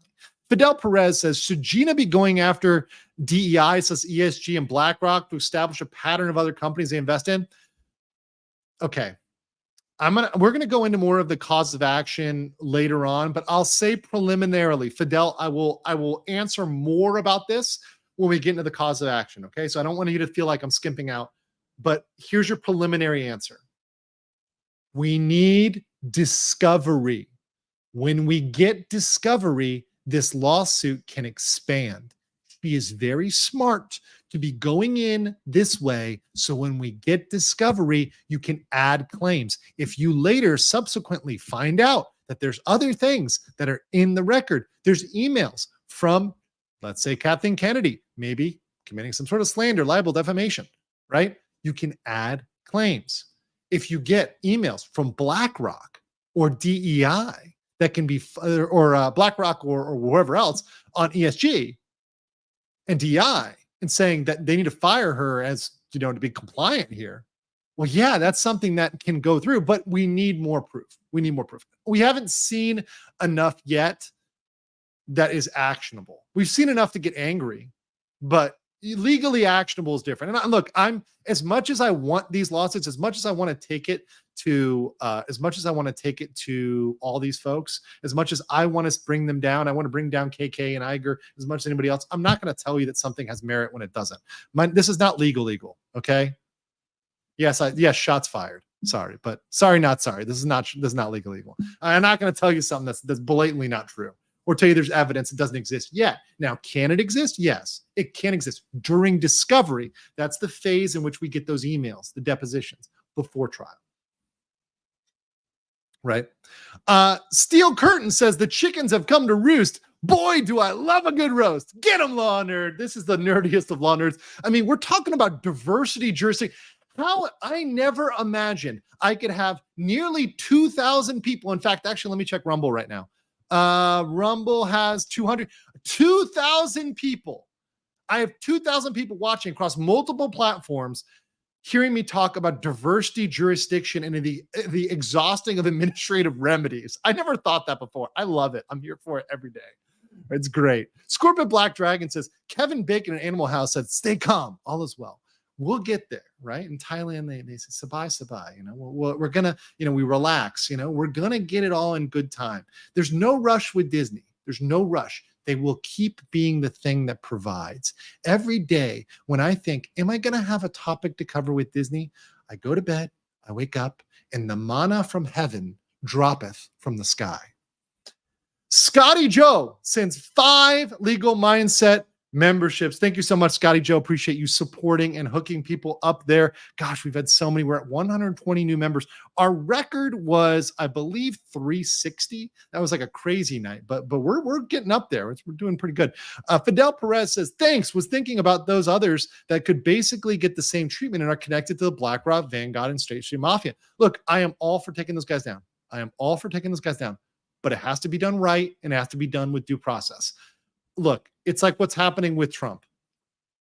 If you're going to bring a case, bring it right, bring it proper. People have a good case and they want to bring a good case, bring a good case, but don't bring some bullshit. Don't bring some fake cases. Don't bring some things just to drag people through the mud. That's what Disney did filing its Florida lawsuit. It brought a case that had no merit. We saw that now. This case has merit. I want us to bring merited cases. If you see people bringing meritless cases, that is going to drop the belief in the merit behind this type of discrimination. This type of discrimination is real. It's happening. But if we just have people filing frivolous lawsuits, it's not going to work. It's not going to look good. That's the problem with Me Too. It's gotten to the point where Me Too got too frivolous and people got awares of it. Amber Heard, case in point, high watermark of Me Too. Now people are aware. You don't want to go down that road. You want to make sure the case is solid before you take it. And one more from Shadow says, especially if they influenced her agent in dumping her or others from not hiring her. Yes, hiring and firing decisions, highly suspect, highly looked at. All right, here we go. So this is a civil action. So this is not criminal yet.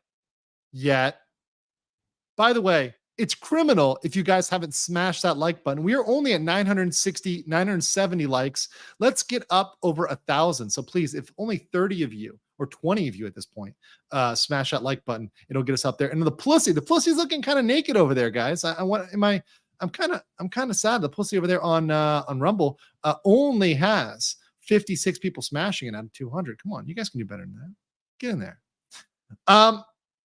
So this is about Carano's lawful exercise of her right to express her views. So lawful speech. Specifically, under the reign of former Disney CEO, they fired her because of her posts on various social media platforms, including X, formerly known as Twitter. At that time, it was Twitter. Carano composed and published the post while she was off duty and away from her workplace. This is important because this is very important because if posting social media was part of her job description, they would have a much stronger argument for firing her.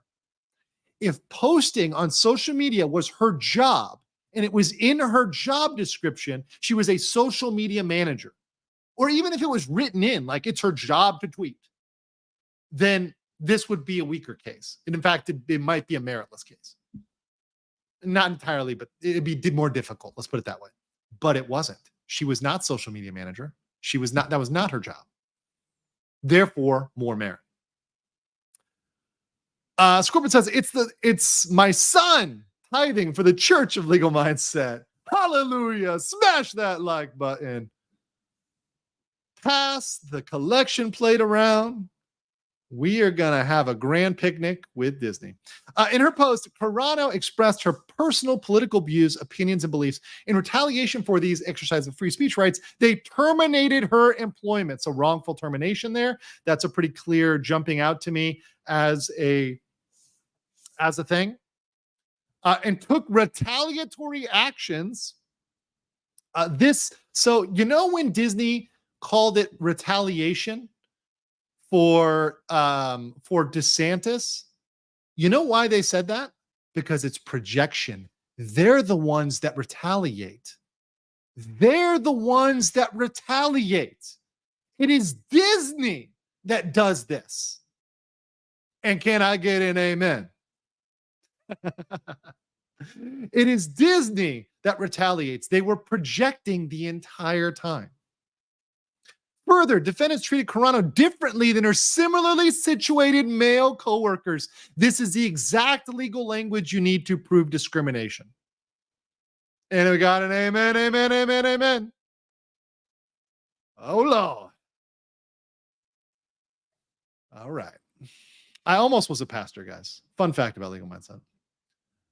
Because defendants took action that harmed her in violation of law of the state, Carano is entitled to relief sought in.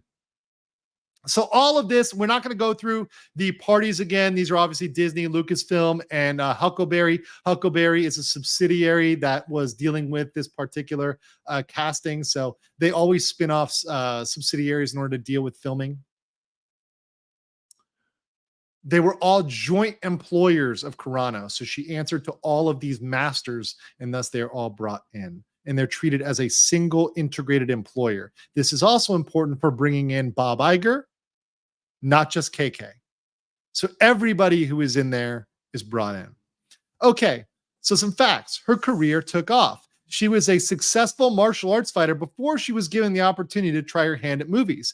Indeed, Gina Carano is the first female star in a mixed martial arts cage fight to successfully transition to a career in movies, breaking substantial barriers. She received roles in Hollywood independent film productions such as Haywire, for which she was nominated for a Critics' Choice Award for Best Actress in an Action Film, Fast and Furious 6, Heist, Deadpool, Almost Human, Extraction, Daughter of the Wolf, and Madness in the Method. I believe we have one of her clips right here.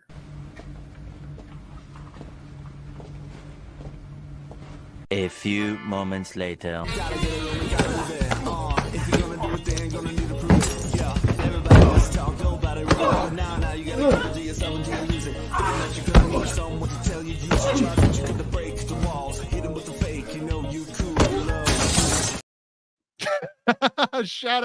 Shout out to everybody's favorite femboy Lofty Pixels on that one. I clipped a longer Lofty clip on that one, but yeah, we got him there, boys. We got him.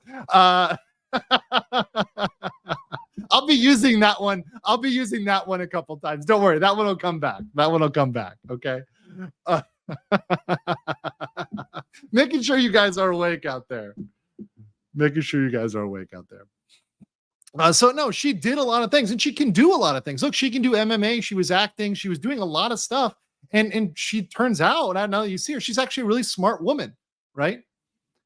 In fact, she was the fastest rising search on Google and the third search person on Yahoo, while being ranked number 5 on top influential women. She was the first recipient of the Action Fest film Chuck Norris Award for Best Female Action Star. Look at that. In an era of strong, independent women, Gina Carano should have been number 1. She should have been, but her political beliefs didn't line up. Timothy says real quick, Gina should hold out for a board seat. She can have the seat next to the Tryon trio. Oh yeah, that'd be great. Casperia says, I remember Script Doctor always saying Gina wasn't fired. They just didn't renew her contract. Does this play as a factor? No, she was fired for all purposes. We're going to look at the facts here, guys, but this is not what happened. She was fired because the thing is, look, and I know that Script knows like the specific procedures, but in the legal sense, right? From a legal sense, not how the industry deals with stuff or whatever. From a legal sense, them tweeting out she no longer works there would lead a reasonable person to believe they are terminated, right? And that moment in time was not when her contract was up, right? When they tweeted that out. So that was a termination. Adam Juneman says, you can't complete a puzzle without all the pieces falling into place. There you go. Texas Vet says, there's no amount of money I wouldn't pay for the pleasure of being that stuntman. Simping strong. But you know what? It's Gina, so I'm going to allow it. You know what? Sometimes I'll allow the simping. Sometimes your boy allows it. And by the way, yeah. I endorse it. Gina can be permission to simp granted. Love it, Gina. Carano was presented with the Saturn Visionary Award to Job Favreau at the Saturn Awards. She was employed by defendants effective the September 18, 2018 for the role of Cara Dune on The Mandalorian. There we go. Prominently featured Carano when promoting the new series as part of the launch of Disney's new streaming service on Disney+. Following is an example of the promotional material. So you see right here, from the beginning, she was fundamental to the Mando. This is important because it shows how fundamental Gina was to the success of The Mandalorian, and that is an effort which will play a part when we talk about her prayer for relief and what she wants. Also, R.I.P. Carl Weathers. Now, Carl Weathers did make some statements that were not great, but R.I.P.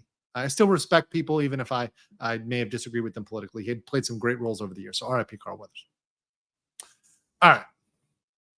Although our character instantly became one of the most recognized and popular characters in the series, Carano's master agreement listed her as a guest actor with a minimum salary of $25,000 per episode. So that was her agreement, her contract. She fulfilled all obligations under the master agreement, and each SAG-AFTRA, HBS, VOD, this is the video on demand, minimum 3-day or weekly agreement. Because of her contributions to season 1, her agent sought an increase in her pay, but defendants refused. So they refused an increase. So that's a first thing that could damage her there. Instead, offering her one-time bonus of $5,000, again, the minimum of $25K per episode in which she was to appear. She fulfilled all obligations under her agreements. So she took a very minimum amount, despite it being successful.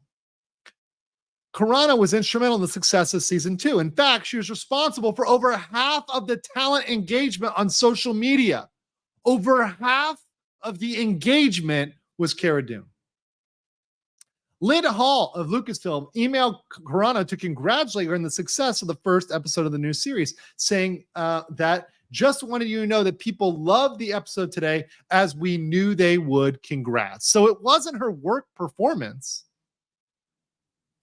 Jon Favreau informed her that his life is about to change because they approved a new Star Wars spinoff entitled Rangers of the New Republic that would feature Carano's Cara Dune as one of the lead characters. Of course, this is all before they knew her political beliefs. At this point, they did not know her political beliefs. Fidel Perez says, can't remember the jurisdiction, but wasn't there a case upheld on appeal where a company fired an employee for a social media post and a company won? Okay. Yes, you can fire people for certain social media posts, particularly if those are within the scope of their duties, right? So let's say they are a social media person or they have a social media agreement, right? Let's say you have a social media policy, which is, by the way, why people have those. And you post something on social media that goes against the social media policy, and they are terminated because it goes against the policy. That's fine. And that's why people have those policies, right? So there are reasons to terminate you, but that doesn't appear that Cara Dune, or rather Gina Carano as Cara Dune, had those in her contract, that she didn't have, it appears, anything that would prevent her or stymie her freedom on social media. But if you're a grunt worker, oftentimes you do have those requirements. Also, if you were to say something that was genuinely damaging to the brand as a brand or the product, if you were to disparage the business, that could be a problem. We're going to look at her posts. When we look at those posts, Fidel, see if in any way she is directly attacking Disney. Let's look at that when we get to Carano's comments. Because if you are an employee that is disparaging the business that you work in, that's plenty grounds for an employer to terminate you. And it's not for, you're not under a protected purpose there. Right? By the way, see you later, Paul. I see you're taking off, but good to see you. Good to see you. Lucasfilm president Kathleen Kennedy confirmed the production of the spinoff Rangers of the New Republic at the Investor Day. So guys, here we go. We have the first reference of our girl KK. This is exactly where we will get the KK deposition. Okay? This is where it comes in. Carano was the head. Kennedy was the head. She was in charge of Carano. She had supervisory roles over Carano. So it's going to come to her. A lot of this stuff is going to come to her, and she's going to have to answer, did you know about this? Slade said, shout out to the chat that gifted me a membership. It probably was, is it live? It could have been, it could have been Tank Rat. A lot of folks, Jay.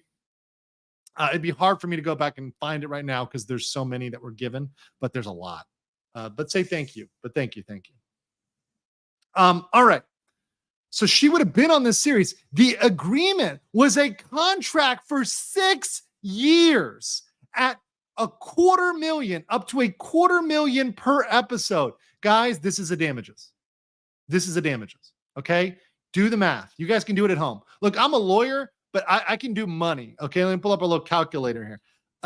So let's say, let's go conservative here, right? Let's go conservative. Let's say we're just doing 10 episodes a season, which is nothing, right? Which is nothing, and let's say we're doing that. So each season is running us 2.5 million, just 10 episodes times 6 years. That's $15 million, right? $15 million. Right? 10 episodes per season, one season a year, 6 years. A ton of money.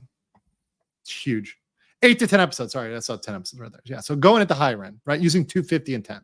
But even if you scale it down, that's still a ton of money. This is millions of dollars. This is not chump change here. Defendants terminate Carano because of her speech. All of this came to an end in February 10, 2021, when they announced through the media that Carano had been terminated and would not be hired for any other project with defendants, all because she expressed her political beliefs. Solely because of that. I see Don Baca is making fun of my math skills again. I think somebody wants to continue his streak as the most timed out moderator in all of moderation history. Luckily, this chat's going too fast, Don. It's too fast to moderate you right now. In announcing Carano's termination, Danielle, timeout Don. Lucasfilm made the public statement. Gina Carano is not currently employed by Lucasfilm, and there are no other plans for her to be in the future. Nevertheless, her social media posts denigrating people based on their cultural and religious identities are abhorrent and unacceptable. So that's what they said on social media. This is the termination that they announced. So remember earlier you guys were talking, okay, was it a contract? No, this is how it went down.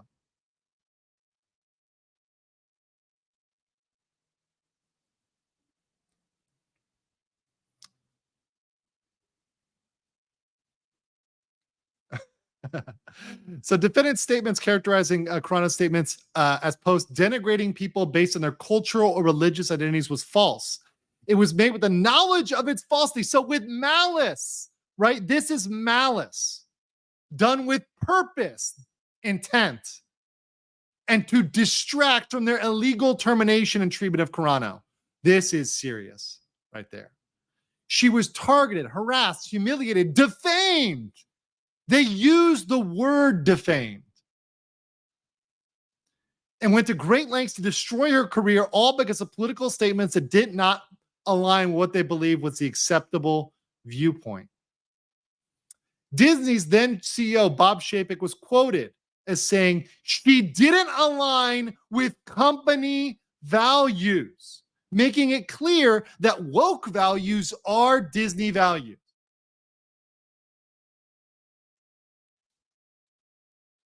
Yes, Don, I know you're timeout king 2024. All right. And in doing so, Chapek said the company values are values that are universal: respect, decency, integrity, and what's this, guys? What's this word right here? Inclusion. Inclusion. There's our buzzword. Guys, we saw the document from Disney earlier. We saw that inclusion document. Inclusion, as defined by Disney, is illegal. Inclusion is discrimination, is open discrimination. Inclusion is hate. Inclusion is unconstitutional, as defined by Disney. Unconstitutional, as defined by Disney.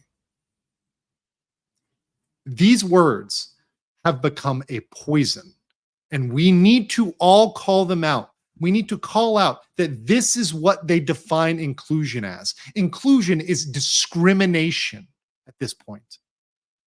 I'm still down with equality, guys. I am fully down with equality. Equal rights, equal lefts. Equal power, equal responsibility.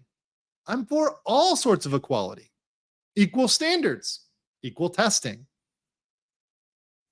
All of that. I'm for all of that. I'm pro-equality. I'm vehemently anti-inclusion, vehemently anti-equity.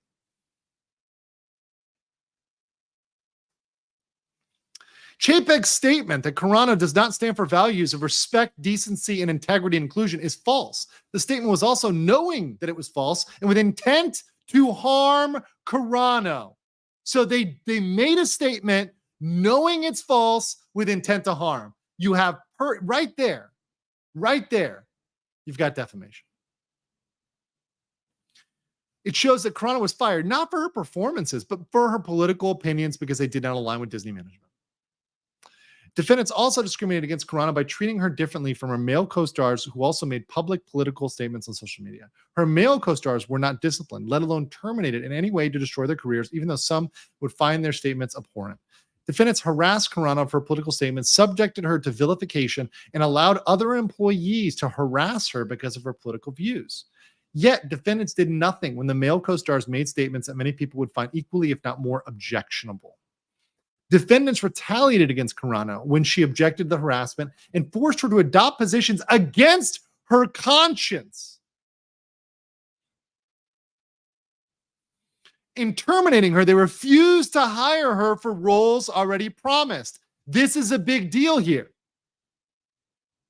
including season 3, the new series, and the planned Star Wars feature-length films. which have recently been announced, all because of her political beliefs. It was calculated, malicious, and knowingly in violation of California law that protects such employees from discrimination because of their political views and her sex, female. Here we go. Okay, here we go. She expresses her rights, her thoughts on Twitter. So it was known as Twitter on 2009. This explains how Twitter works. We're going to skip this because you know how Twitter works. And you know that you can express your opinions there on X. She appreciates that X never attempted to censor her speech, including the post for which she was subjected to harassment. That's even when it was Twitter. She also had an Instagram account. She was harassed on that account as well.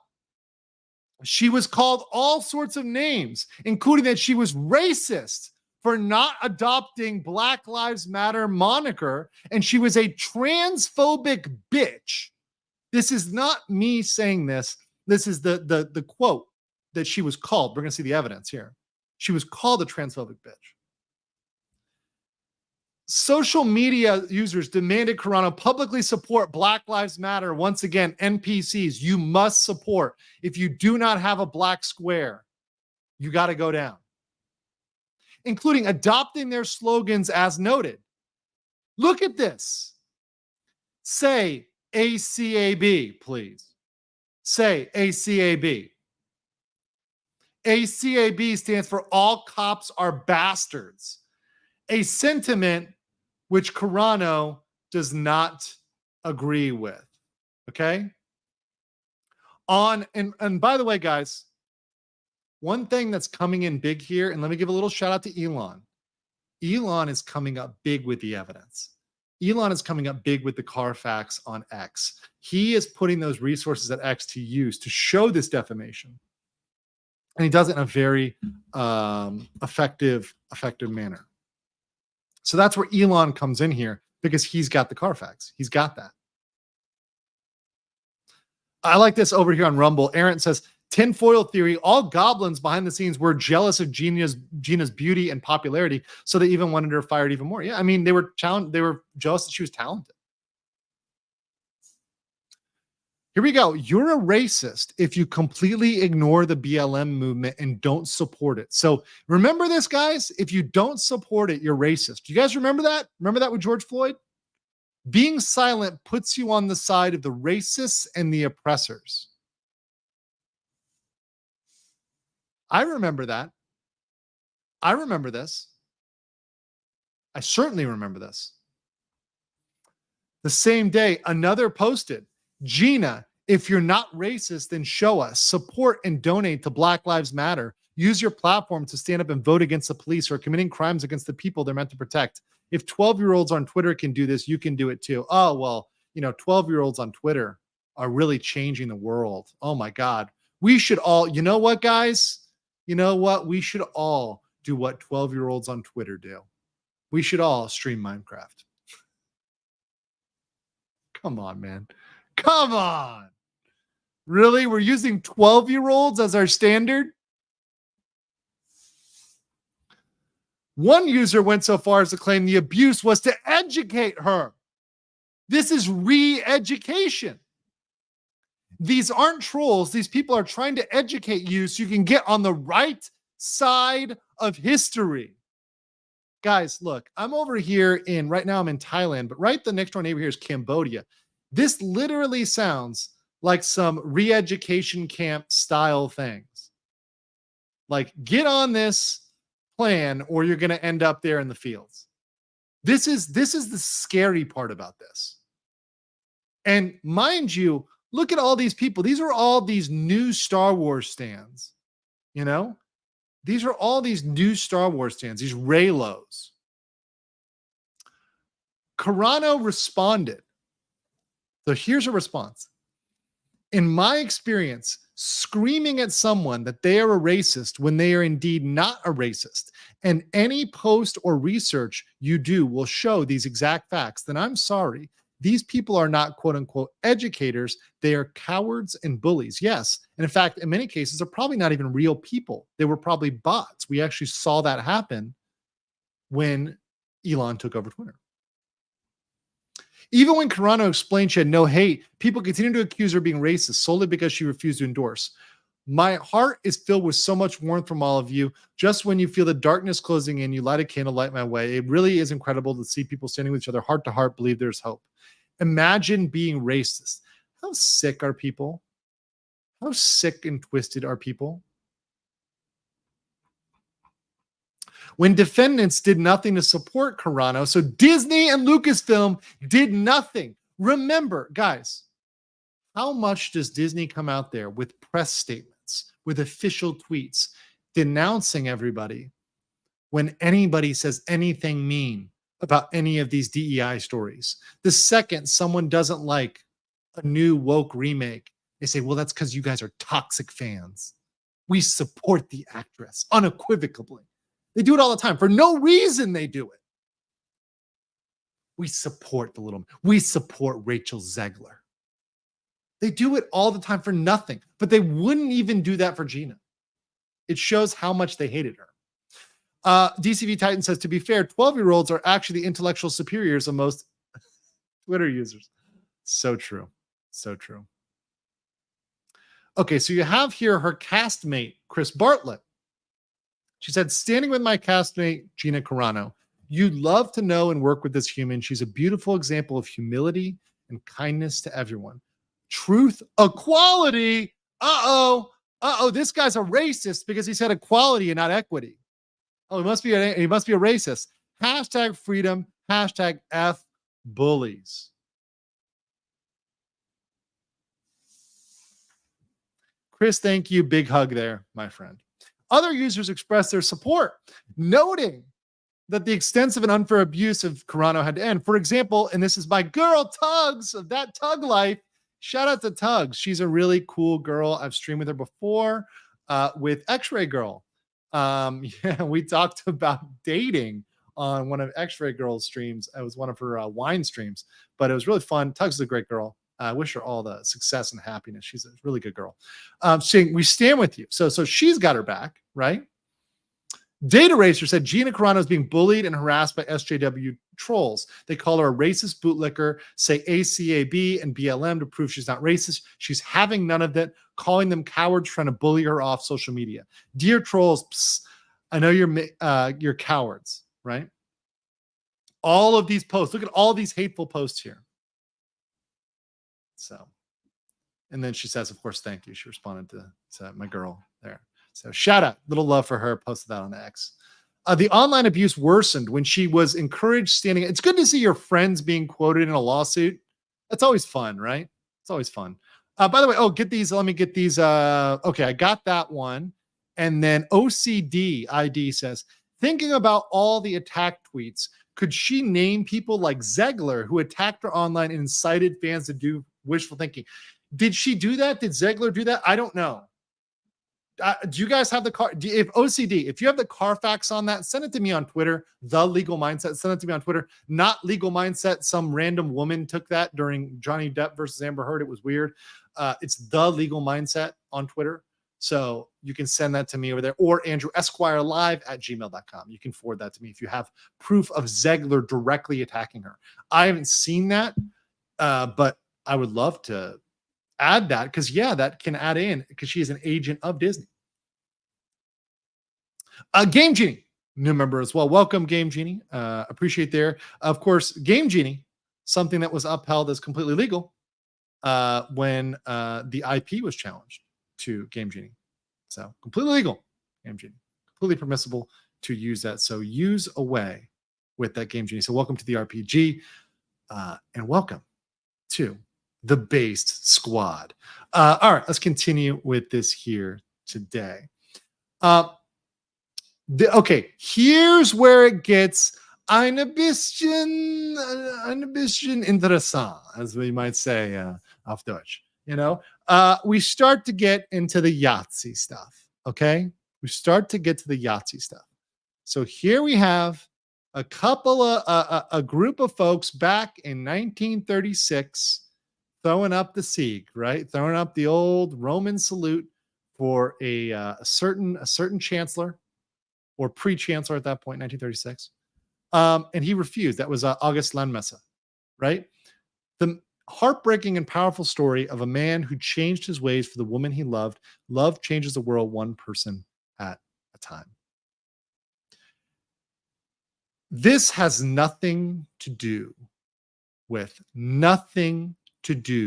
promotion or condoning of any sort of Yahtzee behavior. What it's saying is very clearly that it takes a lot to be here standing against the tide, to be somebody who is out here doing something different. This has nothing to do with promotion of any sort of Yahtziness. Yeah, I know it's German. I know it's German, bro. When did I say Dutch? I never said Dutch. I said Deutsch. Auf Deutsch. X-Ray Girl, what's up? Oh, Mr. Mindset. Oh, hello, X-Ray Girl. Good to see you. So happy to see you. I have good fortune cookie for you. We watched the Aristocrats clip. That's like the Siamese cat that they had to put in a trigger warning for. It's so pathetic. I mean, you should review that, X-Ray Girl. That's like your prime content. You and Alan should review it. You call your dad, call your uncle, and review that and say, like, is this racist? Asians decide. Wait, hold on. I missed her there. I love fortune cookies. I love them too. I get like extra when I go and get it. You know what's funny? You have to actually like try to find American style Chinese, and when you're in Asia, you actually have to find it. I had to search for it when I was in Korea, and even here I found it finally, because American style Chinese is not authentic Chinese. So when you order Chinese, you're getting like more like hot pot, mala, something like that. So I miss it. I actually miss American Chinese. You don't get orange chicken, you know. All right, let's continue. Enough of my simping for Asia. Carano was also attacked for questioning the strict lockdowns on businesses and churches, but not protests. So open in your businesses and churches, put whatever regulations you want to, because that's your right, but open them up. You're telling me COVID-19 knows the difference between a protest or praise and worship. I haven't been to a church in over a decade, but I sure would go now. So what she was pointing out was that during COVID, California would allow you to protest and would allow you to riot, but would not allow you to go to church, which was blatantly unconstitutional. Just on its face.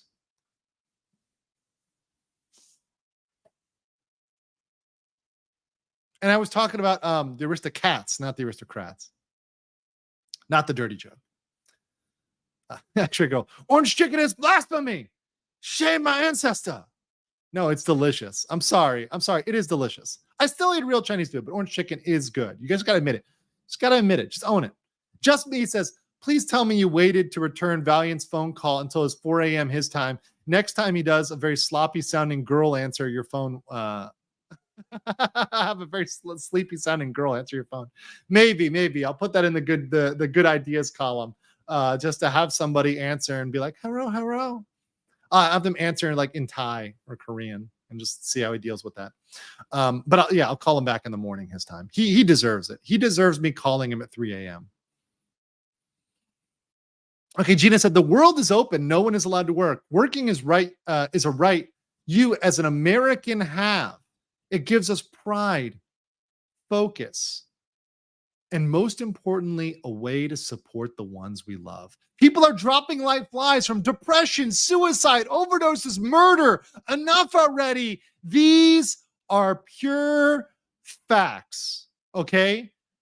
This is something that nobody talked about during COVID, but we start talking about it on the internet. And we actually got in trouble for it. We got censored, we got strikes, but nobody talked about the deaths from failure of having purpose in life. People were, self-deleting, we'll say, because they were listless. It's important for human beings to have a purpose. When you lock them down and take away everything from them, that is far worse than the sniffles. It's what happened during COVID. All those people that are calling for amnesty are They should never get it. We should never forget. This was worse than many of the most severe events in other generations because it happened to the world.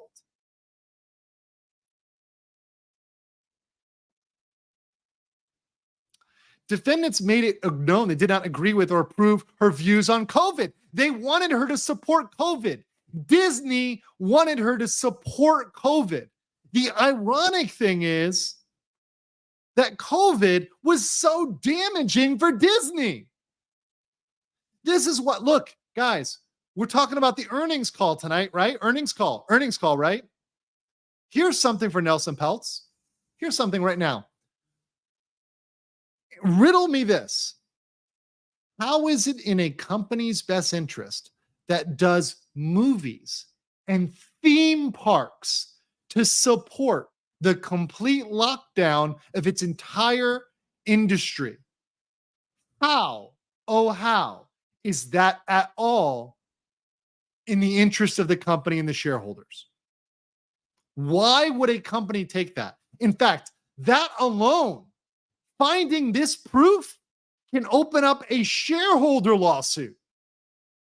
Just this discovery alone, finding this discovery could open up a shareholder lawsuit against Disney for undermining the fundamental purpose of their company.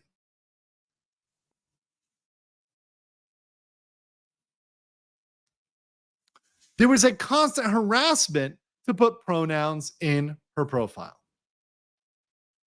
Russman says, keep it up, Andrew. Great work. I'll be watching. I stand with Gina. I'm standing with Gina here too. So far, so good. Everything checks out.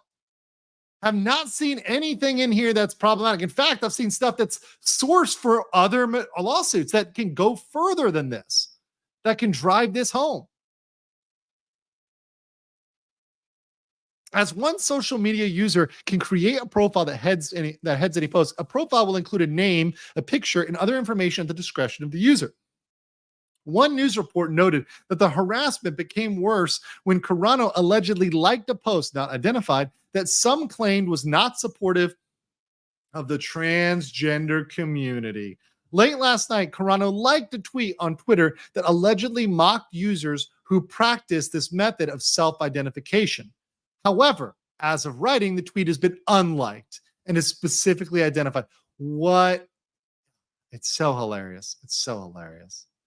Some social media users denigrated Carano simply for not putting pronouns in her bio. 50% of Hollywood wears masks and respects the trans community. Too bad you're not included in that. Was she, her in the bio? Next day, hey, do you just not go by any pronouns? It's hard to tell. The unhinged criticism, I like that word, unhinged, very accurate. For a refusal to state pronouns continued. Gina, just so you know, pronouns are part of most languages. No, they're not. This is a lie. This is a lie from people who don't know languages. And many languages will not refer to you by a pronoun. In fact, they have many different ways to refer to you, including by your proper name, your surname, your family name. Also, their definition of pronouns does not fit with most languages. Most languages acknowledge male and female. They do not have this gender fluid neutral. That's not how it works. This is extremely deceptive. They acknowledge a man and a woman. Using this framing is extraordinarily deceptive. You're even your own coworker, Pedro. So using woke ass Pedro Pascal as your bellwether has pronouns in his bio out of decency. So you liking tweets that mocks that just sits wrong with many people. People were mad at her for putting boop, boop, beep as her, in her profile. She left this up for a short time before deleting it. In doing so, she brought an explanation. Yes, Pedro and I spoke, and he helped me understand why people were putting them in their bios. I don't know before, but I do now.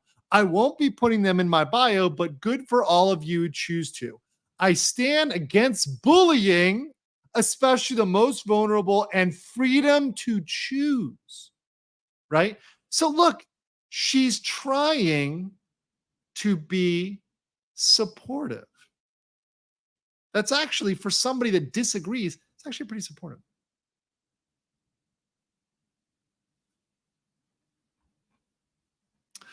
Gina Carano not being coy. What is the woke world mad at you about? Right? I'm looking at your tweets. Are they mad because you called two women at the UFC fight ladies? Fill a brother in. And then she explained, they're mad because I won't put pronouns in my bio to show support for trans lives. After months of being harassed in every way, I decided to put 3 controversial words: beep, boop, boop. I'm not against trans lives at all. They need to find less abusive representation. I want to tell you something. There's some type of people, and we all know these people, that when you try to bully them, they don't back down. They will fight and punch and kick. They will not flee. They will not cower. Gina Carano is a fighter, and she's not a person that will back down when you push her. They fucked with the wrong person. They messed with somebody that did not back down when she was pushed. Cass says here, can you see how someone would read this as mocking? I don't think trans people would like all of you trying to force a woman to put something in her bio through harassment and name calling every day for months, such as racist, transphobe, bitch, weirdo. I hope you die. I hope you lose your career. You're fat and you're ugly. The funniest thing is these people that are so concerned with fat positivity and you know, equity and all this stuff, they're the ones that resort to these nasty, disgusting things, talking about wishing death upon people and calling people fat and ugly. By the way, the people calling them fat and ugly, I guarantee you, are hideous, nasty land whales, okay? Are cave-dwelling Raylos.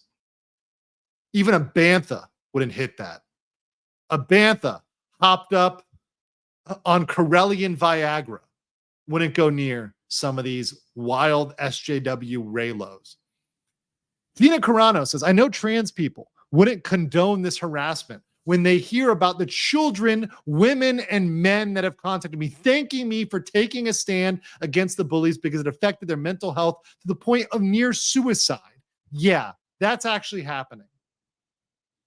And then she explained further, beep, boop, has zero to do with mocking trans people and 100% to do with exposing the bullying mentality of the mob that has taken over voices of many genuine causes. I want people to know that you can take hate with a smile. So boop you for misunderstanding. All love, no hate. She totally jujitsu'd this.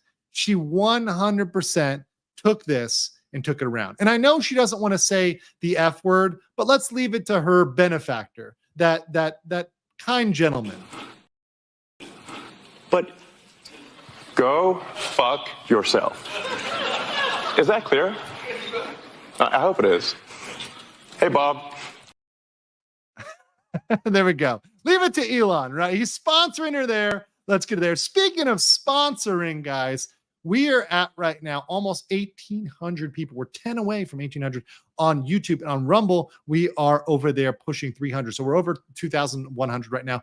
Please smash the like button. We are almost up to 1,400 likes. We're at 1,274. I'd like to get to 1,400. Appreciate that. And over there on Rumble, hit that pussy. Let's get over there as well. Thank you guys for joining me today on this channel. My pronouns are God King. Are you not racist if you do not bow before me? Is that delusional enough? No, it's no more delusional than a girl who demands to be treated as a cat. It's no different than that. It's the exact same. By the way, that was an actual case where a girl was demanding to be deemed a cat, and they found they had no duty to treat her as a cat and give her a litter box and everything else. That's a real thing.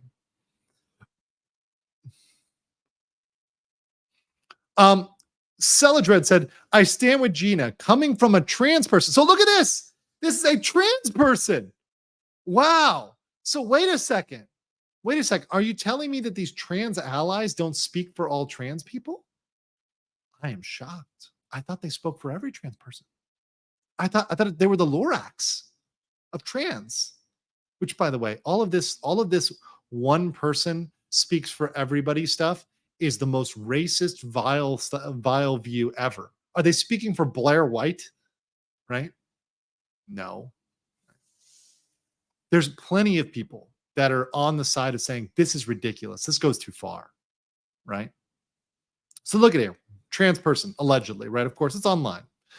Coming from a trans person, hearing everything was going on, none of you respected consent at all. Harassing an individual to do something and then getting mad when they make a harmless joke about it is fucking childish. Gina, you're amazing. Okay? Hex Witch says, also transgender, you be you, beautiful. The mob will go find someone else. You're still my hero. And then she posts something. She posts it back right there. Does this look like trans hate? Does this look like a transphobe to you? Posting a cute cat meme? Is that how transphobes act? Is that their typical behavior? Is this live? Says oh no, I got that one already. Nate says, compare Elon crossing his legs to Bob Iger and that Sorkin dude. Oh yeah, weird. Fahrenheit. Fallen Hero 4567. Thank you for gifting another one Legal Mindset membership. Thank you so much. Appreciate that. Alex Schlusher says, we stand with Gina Carano. We do. And this is going to be a Johnny Depp moment. I'm telling you right now, guys. Calling it. It's going to be a big one. Zero Smoke says, I identify as Black Elon Musk.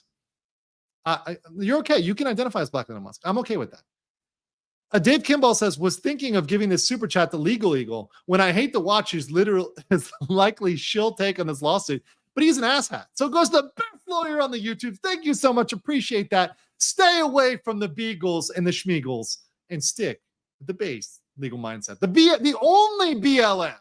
The only thing I will harass you to do is smash the like button. That's all. I'm just harassing you to smash. What's wrong with that? That's totally acceptable. Shout out to you. Actually, guys, to be honest, I will be surprised if Legal Eagle covers this because it's going to be a very not good narrative for his Disney shilling, and he is very much a Disney ally. I think it'll be very interesting for the Disney allies. And by the way, I'm going to cover, if any of them covers this and does any stream or video, I will cover it. Any of these shill, simp, corporatist lawyers comes out here and does a pro-Disney video, you better believe your boy Legal Mindset is going to be here with the marshmallows for the roast. Industrious Bear says, I'm just a bear. Okay, cool. Bella Stella gifted 20 Legal Mindset memberships. Thank you so much for that, Bella. Appreciate you out of the UAE coming up big. Thank you for supporting my channel, being an OG, being one who's hooking people up there in the chat. You are absolutely great. Everybody, please say thank you. I see like Rodal Prime here got one, and it's so laggy to even try to go up there. Didn't get everybody, but a lot of folks got that here in the chat from her. So make sure you guys say thank you to Bella Stella. Thank you, Bella. All right. Miko says Boop is pronounced as top. Thank you. Game Genie with 1 Legal Mindset members. Thank you so much for that. Appreciate that, Game Genie. All right. Let's continue. So now defendants. This means Disney and Lucasfilm engage in harassment of their own. Defendants were not satisfied with just online abuse. They subjected her to long phone calls demanding an explanation and criticizing her for not embracing what others see as mandatory solidarity with a vocal element of a transgender community. Guys, this is what we call a struggle session. Now, anybody who knows about me knows that I have been through my share of struggle sessions, and I don't put up with that shit, okay? I do not tolerate this. This is a struggle session. This is what this is. And it is not okay, and it's certainly not fun.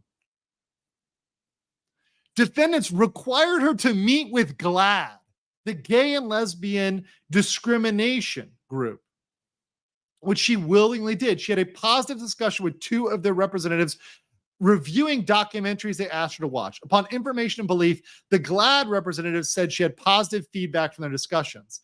They demanded a public apology, finding the social media statements insufficient. Defendants went so far as to convince her publicist to force her. They tried to force her that she was admitting or mocking an entire group of people. They tried to forcibly destroy her reputation. People, this is huge. This alone is a merited case for defamation. After she refused to issue a statement, she went and had a good GoFundMe to support the transgender community. And she was still accused of being bigoted.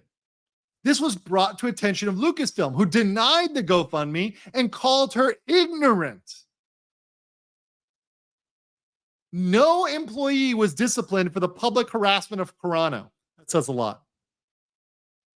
Defendants nevertheless communicated to her publicist that they were going to require Carano to participate in a Zoom call with Kathleen Kennedy and 45 employees who identify as LGBTQ to ensure her willingness to stand up to that and use it as a litmus test, right? Here we go. Kathleen Kennedy, guys. Kathleen Kennedy. She's deposed for this. Kathleen Kennedy will be deposed.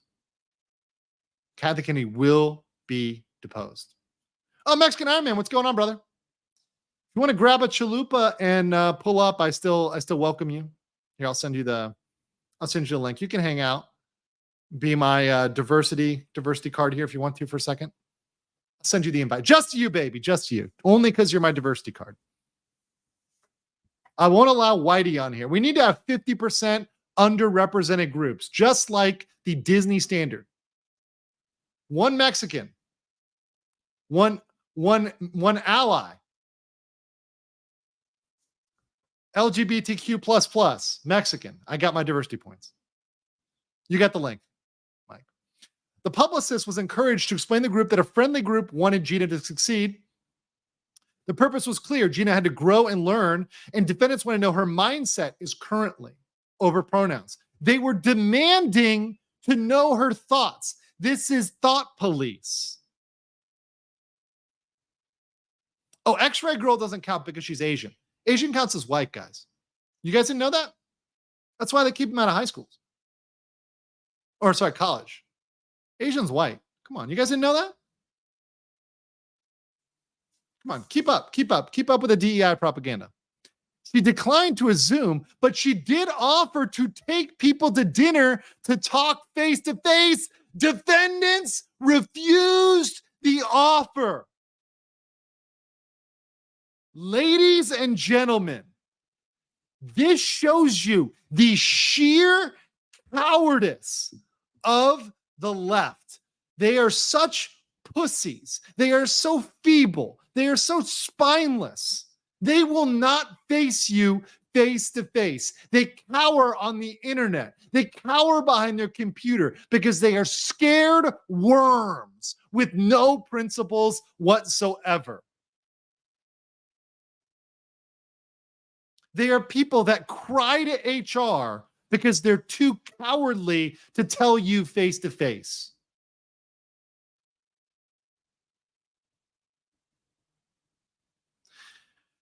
Carano let defendants know she needed to get legal counsel to help resolve it. They changed course and decided to require her to get media training. See, they backed down when she threatened to sue because they knew what they were doing was illegal. She has more bullying. She posts here, we need to clean up the election. We need to put laws in place. We need to film the counting, flush out fake votes, require ID, make voter fraud in, fix the system. Uh-oh. They said, oh, you sad, pathetic idiot. Back to 2020. And then what did people say here? We're just going to have to kill her. This is what they posted. This is what these folks posted.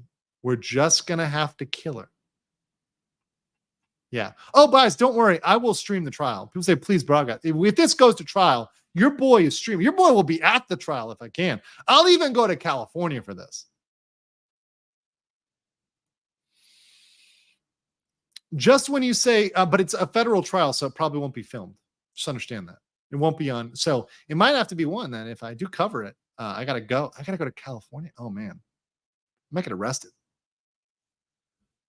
When Beefy Boy says, just when you don't like it when black people vote and go, when a Republican pig talks about voter fraud, they're mad too many POCs are voting. It says, just a Beefy Boy, XXS, NSFW. Current thoughts? I feel nothing but love for my fellow Americans, no matter who they felt in the heart they needed to vote for. Look at that. How nice is she? Big Daddy MRI said a 1999 super sticker. Thank you so much for that, Big Daddy. Appreciate that 1999 super sticker. And that says, you are amazing. Thank you so much. And then Dave Bob became a new member. Welcome to the RPG, Dave Bob. Welcome to the base squad.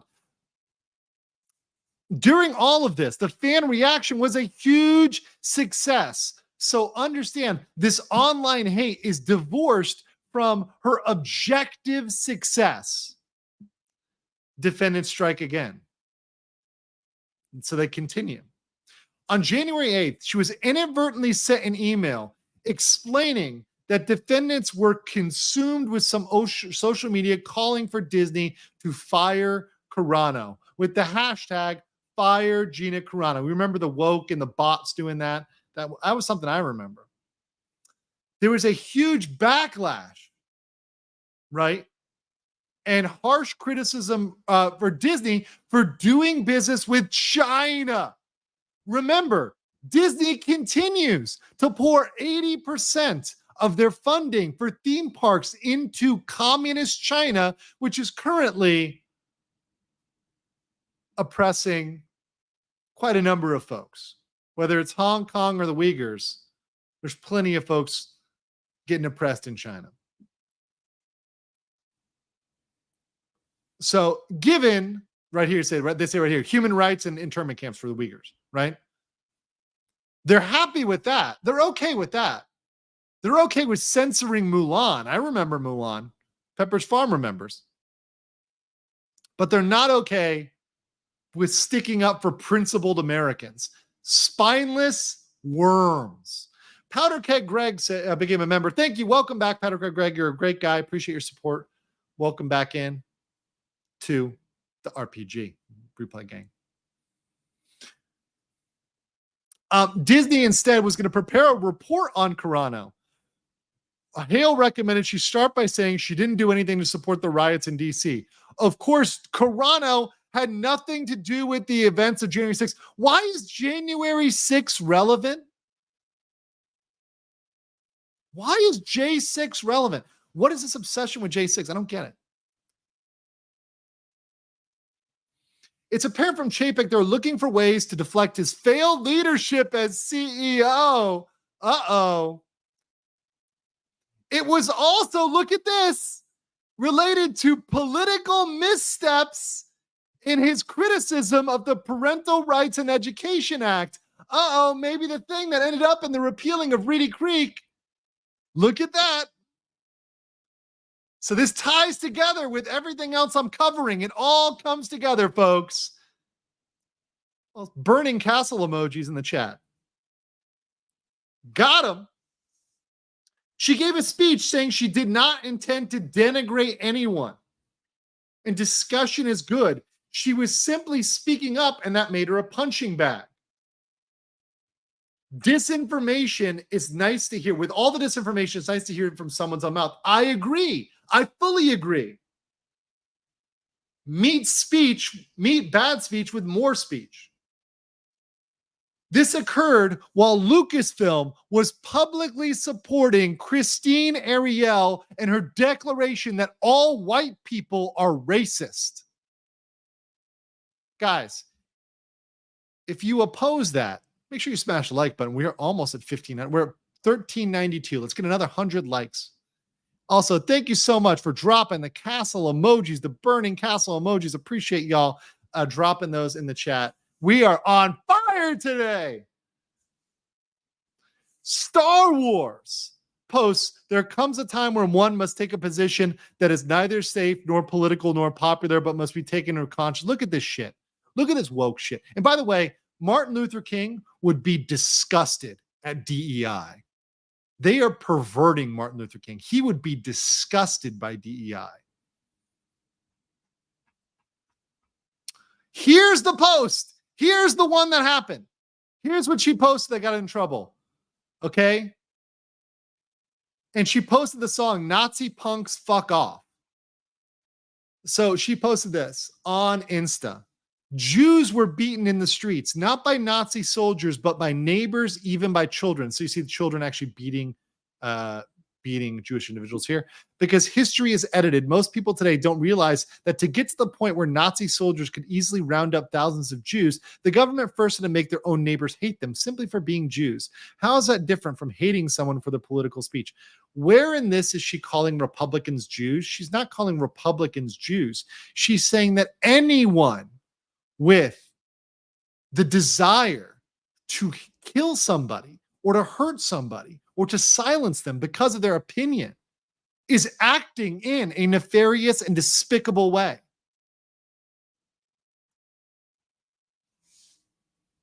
She made no mention of political party or particular point of view. She compared no one to Jewish people.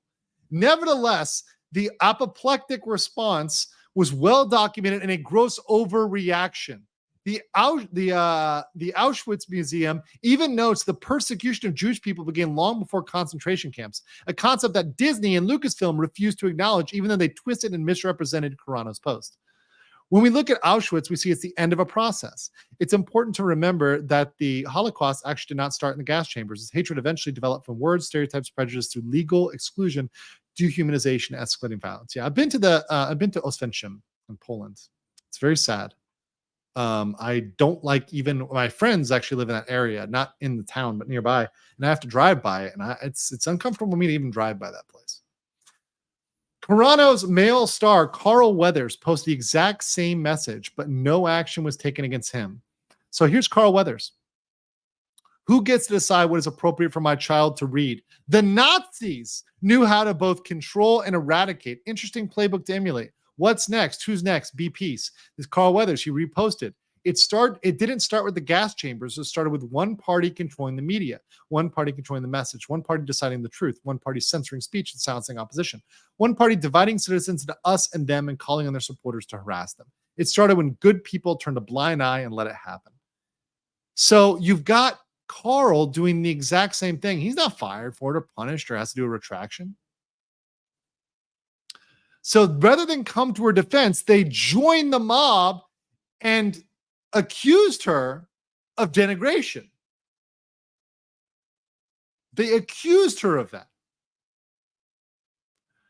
Carano called for respect and decency. She always held herself as a person of integrity, and those who work with can attest this. She treated everyone she met with kindness and compassion, as the Mandalorian staff can confirm. Nothing could be more inclusive or representative than the values that JPEG claim Defended stands for. See, they don't actually stand for them. Disney did not even have the courtesy to inform Carano of her termination before announcing it in the press. They first learned of the termination by reading it on social media. This was the big scandal. Everybody covered this. I remember every Nerdrotic, Geeks and Gamers, everybody covered this. Midnight's Edge, everybody was on this. We were all on that. Drunk, what's going on, brother? We're on page 38. Catch up. Grab yourself a White Claw and catch up, brother. Catch up. Looking good so far, though. Looking good so far. Mexican Iron Man says 5 minutes because he needs to make a churro. Actually, Jay, I definitely will have you on at some point. So don't you worry. Don't you worry, girl. But not today. We gotta solo cover this a little bit. I'm allowing a token Mexican. Your name is in the case? Really? They doxed you, Jay? Don't dox me, bro. And to this day, when someone wishes to attack Carano's appearance, they frequently cite defendant's statement about the time of her termination, saying they denigrated people based on their cultural and religious identities, even though she did no such thing. Those decisions were made with approval of people who were qualified as officer, director, and managing agent. Guys, because they have to, as part of this case, they have to go all the way to the top to look at the managers. They've got to depose Kathleen Kennedy. They've got to depose Bob Chapek. And therefore, when Bob Chapek comes out and he points at Iger and said Iger was really in control, we get a deposition of Iger. Iger is not escaping here. People are going to think Iger's getting off the hook. I think a lot of people are going to think that, but they don't understand how this works. By way of example, post-termination smear campaign, Carano filed an episode of Running Wild with Bear Grylls, an adventure program that aired on Nat Geo. Following her termination, they surreptitiously removed it. I remember that. They removed it out of nowhere. It's Bear fucking Grylls. Like, what the hell is wrong with you guys? What is so controversial about Bear Grylls? The guy's eating tree bark. Like, come on. Brent Wolf says, keep in mind, they decided to drop that news stories during Drunk 3PO hosting a fundraiser for a group Gina supported to try and stop trafficking. Almost like they were trying to stop the donuts. It's almost like they don't care about human trafficking. It's almost like they might support it. It's almost like they might constantly have a bunch of their employees arrested for certain types of crimes by Sheriff Grady Judd. Maybe if you guys watch my earlier posts on Grady Judd arresting monsters who were employed at Disney, you'll see what type of crimes I'm talking about. See exactly what type of crimes I'm talking about. Let's continue here. The aftermath. Numerous opportunities Carano had because of her role were immediately stopped. So this is Johnny Depp. Now we've got Johnny Depp. Gina Carano, who was going to be one of the real female stars. She's not Amber Heard, ladies and gentlemen. She was set to be a real female action star, to really kill it in Hollywood. And because of this original sin that was twisted by Disney, she never made that. This is a damage. This is a clear damage, actually. Especially if she had a potential work she can prove. Now, it can get speculative, but there's some things that are definitely true. When one of Carano's co-stars asked in The Mandalorian who is their favorite coworker, she said, oh my goodness, so you're asking me for one. Well, I have to say, and this may be, well, okay, I'll say it without hesitation, Gina Carano. Even after all this time, Emily Swallow said, wait, was your name? Oh, there you go. There you go. Drunk 3PO. Disney refuses to. You get a side. Okay, drunk, bro. This is not a bro. You're in a footnote, bro. Come on, man. At least my girl Tug, she's in the body. Get on her level. You're in a footnote, man. You're in a footnote. Like, get on that. Come on, man. You're in a footnote. Like, do better. Get better. Like, get out of the footnotes. Like, get in the body, man. Like, what is this? What is this down here? YouTube. What is this? What's this tiny URL link? Why are you tiny? Why are you so tiny, Jay? You're like 5'6"? What are you, legal over here? Like, what's going on? What's going on? Okay. I'll take the footnote. That means Elon watched my video. No, it means his lawyers did, Trump. But I imagine Elon did too. Actually, I actually remember, I think Elon's like personally done a lot of this research. Just like shit posting in the middle of the night. The second that, look, guys, the second that Elon was specifically targeted by Disney over the ads, it was on like Donkey Kong. They didn't know what they were doing. Disney fucked with the wrong person. They should have stuck to picking on poor, normal Americans, regular, everyday, middle class, and whatever, average Americans, which is what they normally do, and they get away with abusing them in the theme parks and settlements and other things. But they pick fights with the wrong people. They're picking fights with Elon Musk, who's one of the richest people in the world, if not the richest, right? I mean, I know that people debate that, whatever. He's rich, okay, guys? And then you've got Florida, the entire state of Florida, they picked a fight with. They are idiots. Legally, this is what I call extreme risk that needs to be disclosed. They are now going to have to file this as a risk and liability with the SEC. Just note that. That's going to be a footnote with the SEC.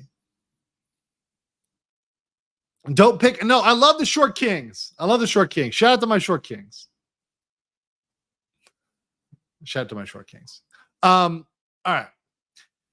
2021, another Como star, Emily Suarez, says, all I say is Gina, working with her personally, she impressed her from the beginning. She's interested in other people's opinions, welcoming, and she wants to have a genuine dialogue. She's very giving and gracious. Bill Burr said she was an absolute sweetheart, super nice person.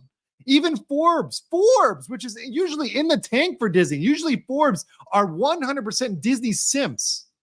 They said that Carano's terminating was baffling and unjustified, noting that 72% of people disapproved of her termination when they saw the actual post. So that's the thing. When you show them the post, they disagree with it. The problem is they don't actually show you the facts. Social media post. Here we go. So let's look at what Pedro Pascal is posting. Let's look at what the men are posting and getting away with. Pedro Pascal. Conservatives use gossip columns and headlines to manipulate city politics in the 40s, and it worked. Let's be better than them. Here we go. Pedro Pascal, 2017, comparing Donald Trump to Hitler. Nazi sympathizer, not 45, our president.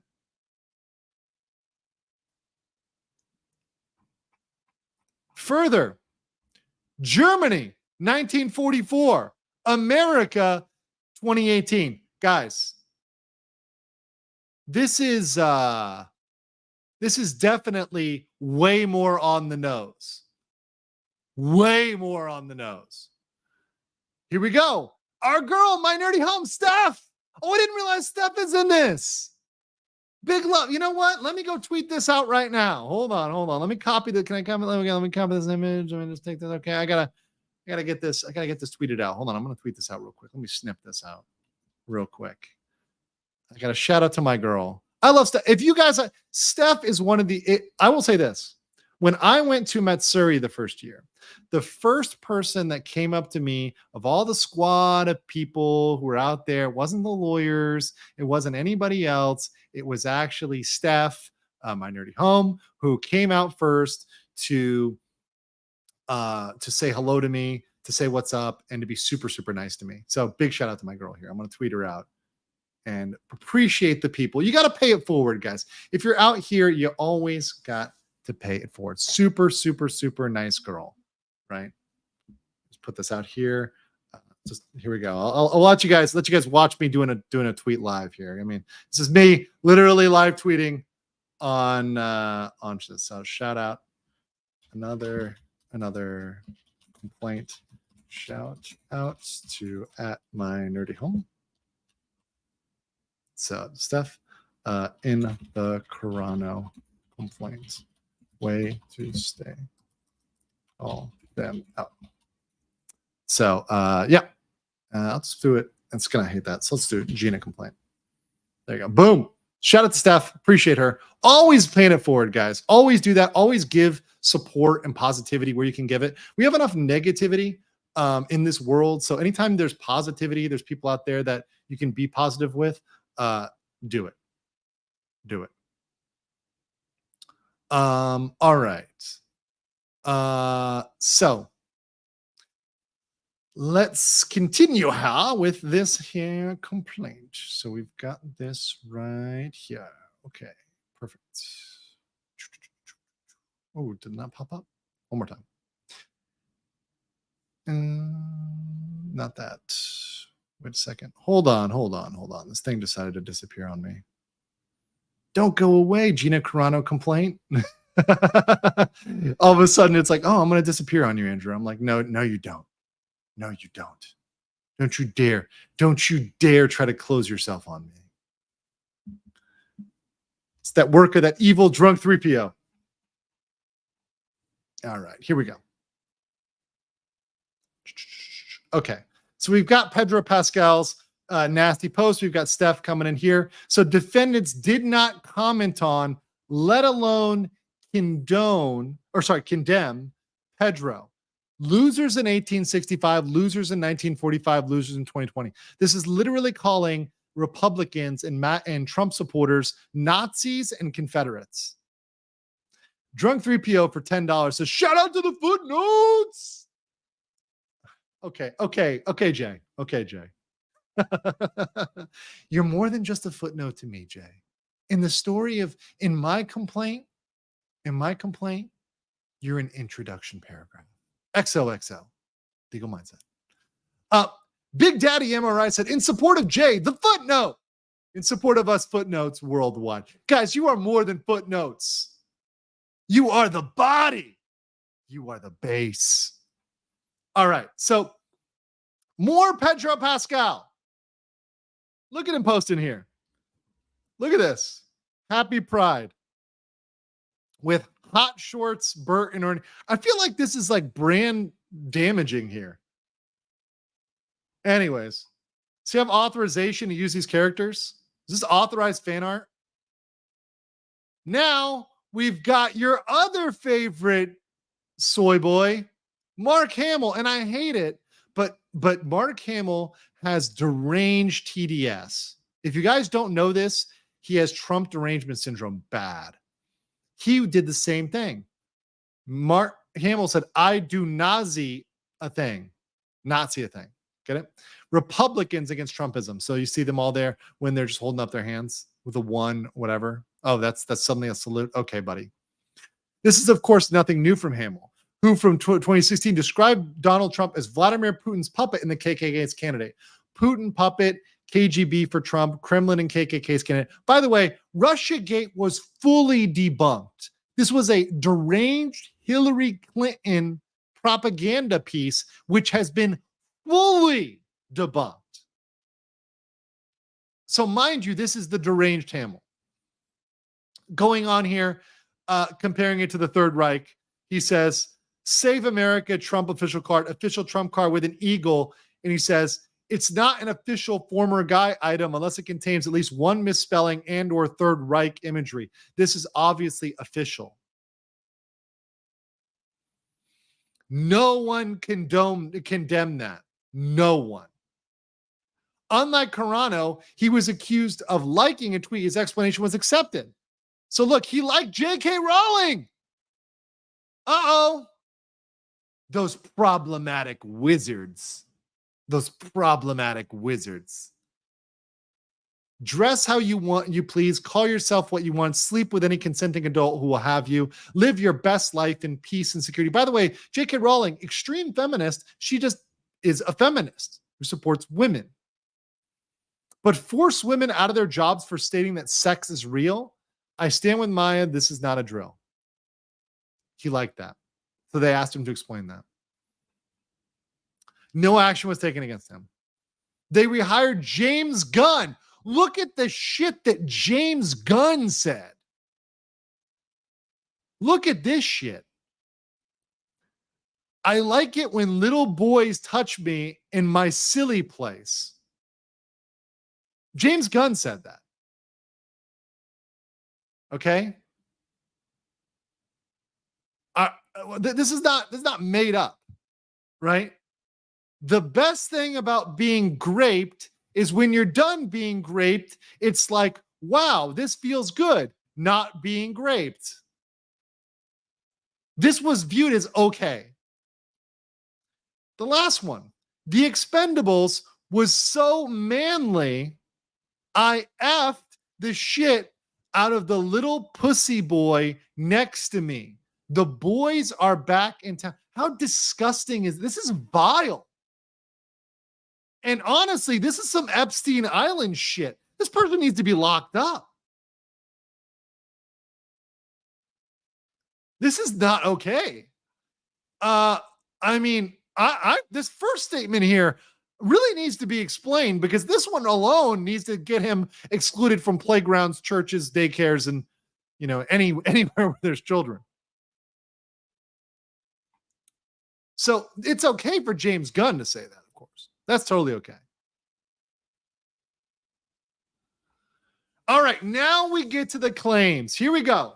So this is the meat and potatoes. This is real legal analysis of the actual claims of what they're bringing. So when I look at these, I'm going to look at, do they apply to this instant case? So here's the law. The first claim is wrongful discharge. That's sort of like a wrongful termination. It's under the California Labor Code. So this is state law. It's above and beyond federal law.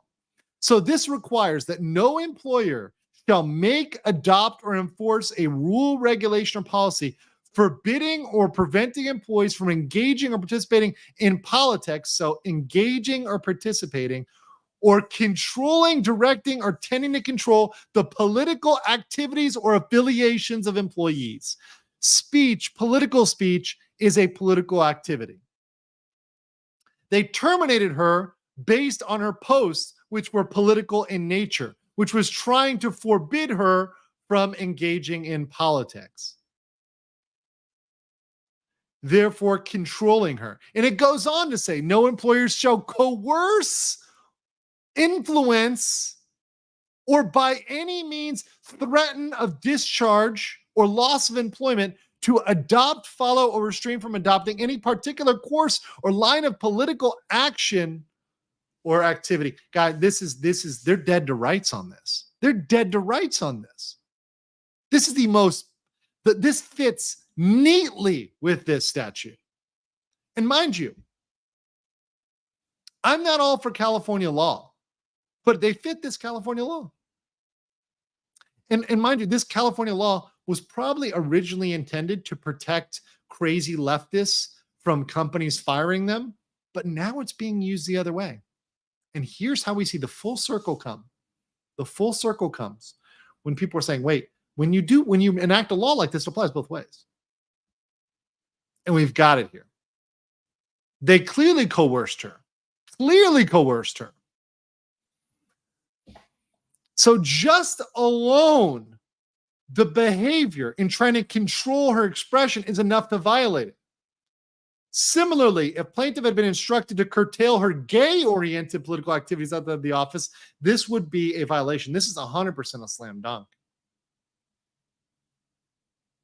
The termination of her employment and refusal regarding expressions of views departing from liberal perspectives on BLM, corona, transgender, and political polarization would not be tolerated.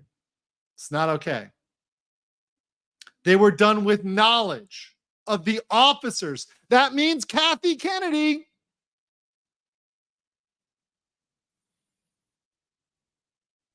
That means Kathy Kennedy. Also, you have that private right of action. Now you can civilly sue. That's what she's doing right now to get these damages. They damaged her. She lost these roles. She suffered emotional distress, I'm sure. Clear slam dunk here. All right, number one, wrongful discharge, slam. Next one, wrongful discharge and refusal to hire. Before we get that, though, I'll get the 20 here from Aaron Pipes. Pipe it, Aaron. Says, is there any chance of punitive damages in the amount of the average cost of a Lucasfilm Disney production? $300 million can be awarded or even more. Can Disney corporate make Iger Kennedy personally pay? Okay, the last part I'll answer right now. No, they're not going to get them to personally pay unless they found that it was outside the scope of the duties, but it's not going to happen. They're not going to make them personally pay. I'm not going to, once again, this is not legal. This is not another channel that's going to misrepresent the law, right? I'm going to tell you straight up, there's no way that Kennedy, Iger, or Chapek comes out of pocket. Well, Chapek is a little different now, but there's no way that Kennedy and Iger comes out of pocket. Chapek's a little bit different, but it's highly likely Disney would pay for Chapek because he was the CEO at the time.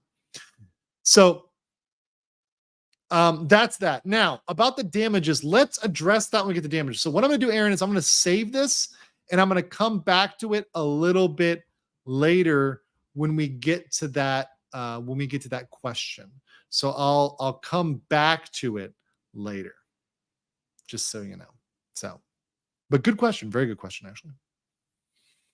A person shall not discharge an employee or any manner discriminate, retaliate, or take adverse action. Once again, Disney's projection.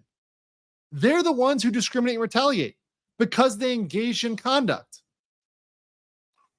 or because they exercise by the employee on behalf of himself of the rights afforded to him. Anyone who's discharged, right, is entitled to reinstatement and reimbursement of lost wages. Guys, here's the key, and we're going to get to this. She's entitled to be reinstated in her role under California law. She's entitled to be put back in the films and in the series. That is California law. That is California law. We may disagree with California law, but that is California law. So what do we get here? Third one. Oh, sorry. Here we go. Let me read this too before we get to the third one. Because they terminated her and refused to hire her for other roles, and they intended to cause, they had malice. It was despicable conduct. It was willful and conscious disregard. And this amounted to despicable conduct that subjected her to cruel and unjust hardship. That's a key word here. Cruel and unjust hardship is a key word for the triggering of punitive damages. Whenever you see that, that is language that is associated with punitive damages, cruel and unjust. In conscious disregard, also associated, thus supporting punitive damages. So, your question, Aaron, yes, punitive damages. Yes, yes, yes, yes, yes. Now, the amount is still up in the air, but could it be in the amount of future films? Absolutely. Punitive damages are on the table. On the table here. That opens this up wide. Also, Nick Cruiser, Riser, one of my OGs who's been here for a while, dropping a hard 20 Legal Mindset memberships. Thank you so much, Nick, and saying right here, welcome, new cultists. Yes, welcome, new BLM cultists. Guys, this is the only BLM that you are forced to join because you receive a membership. So welcome. Appreciate that. Hope you enjoy being forced in to the cult of the legal mindset. We only demand worship, extreme worship of your dear leader. As you see, of course, my audio icon here, for those that don't know, my Kim Jong mindset. This is of course my cult leader personality, right? We do the Juche philosophy for all legal practices.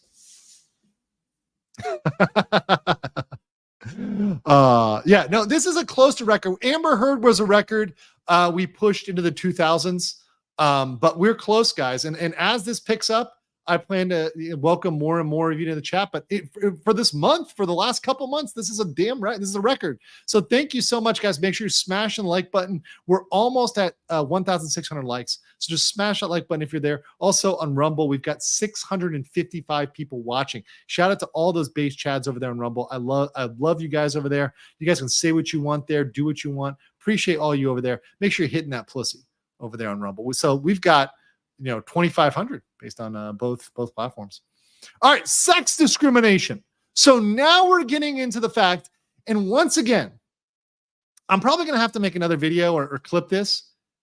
This cause of action is why Gina Carano's lawsuit is woke. That's right.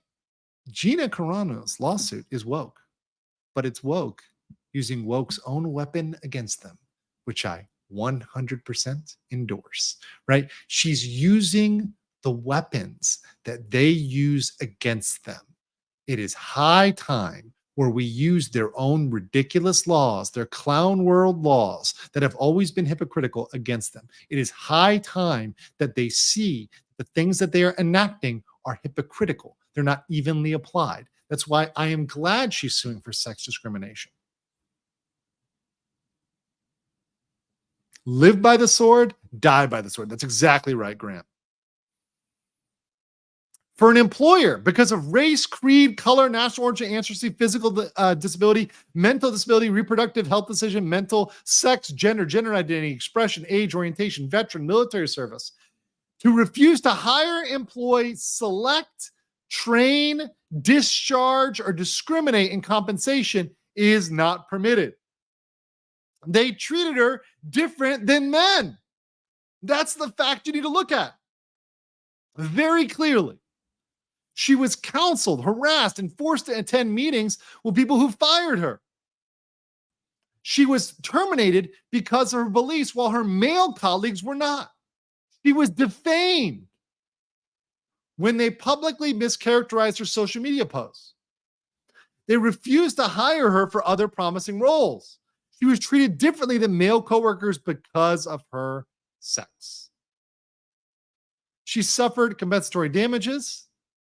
They had knowledge This was willful, so there's punitive damages. Here's the prayer for relief. All right, here we go, guys. Number one, preliminary and permanent injunctive relief. This is a form of equitable relief. That doesn't mean woke equity. That means equitable remedies. Injunctions are what's called an equitable remedy. It's non-monetary. So look at this. They require Disney and Lucasfilm to reinstate Carano with no pay or loss of benefits. This, ladies and gentlemen, would require her to be back in all Star Wars set in that setting. This is absolutely 100% possible. This alone can stall Star Wars for years. The longer this lawsuit goes on, the more Star Wars will have to seriously consider whether they're going to be forced to put Carano back in a role under California law.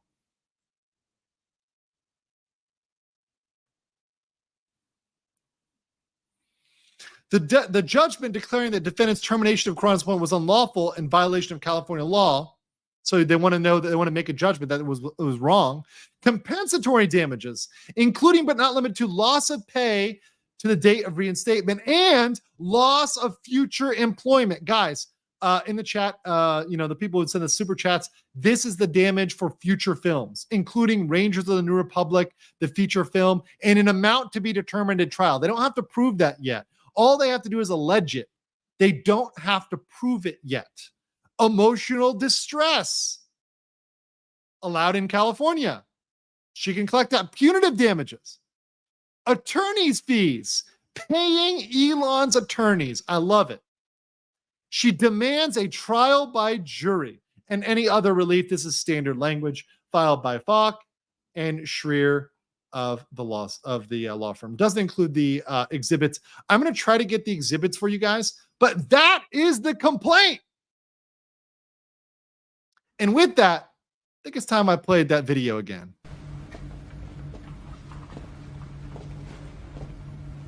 A few moments later.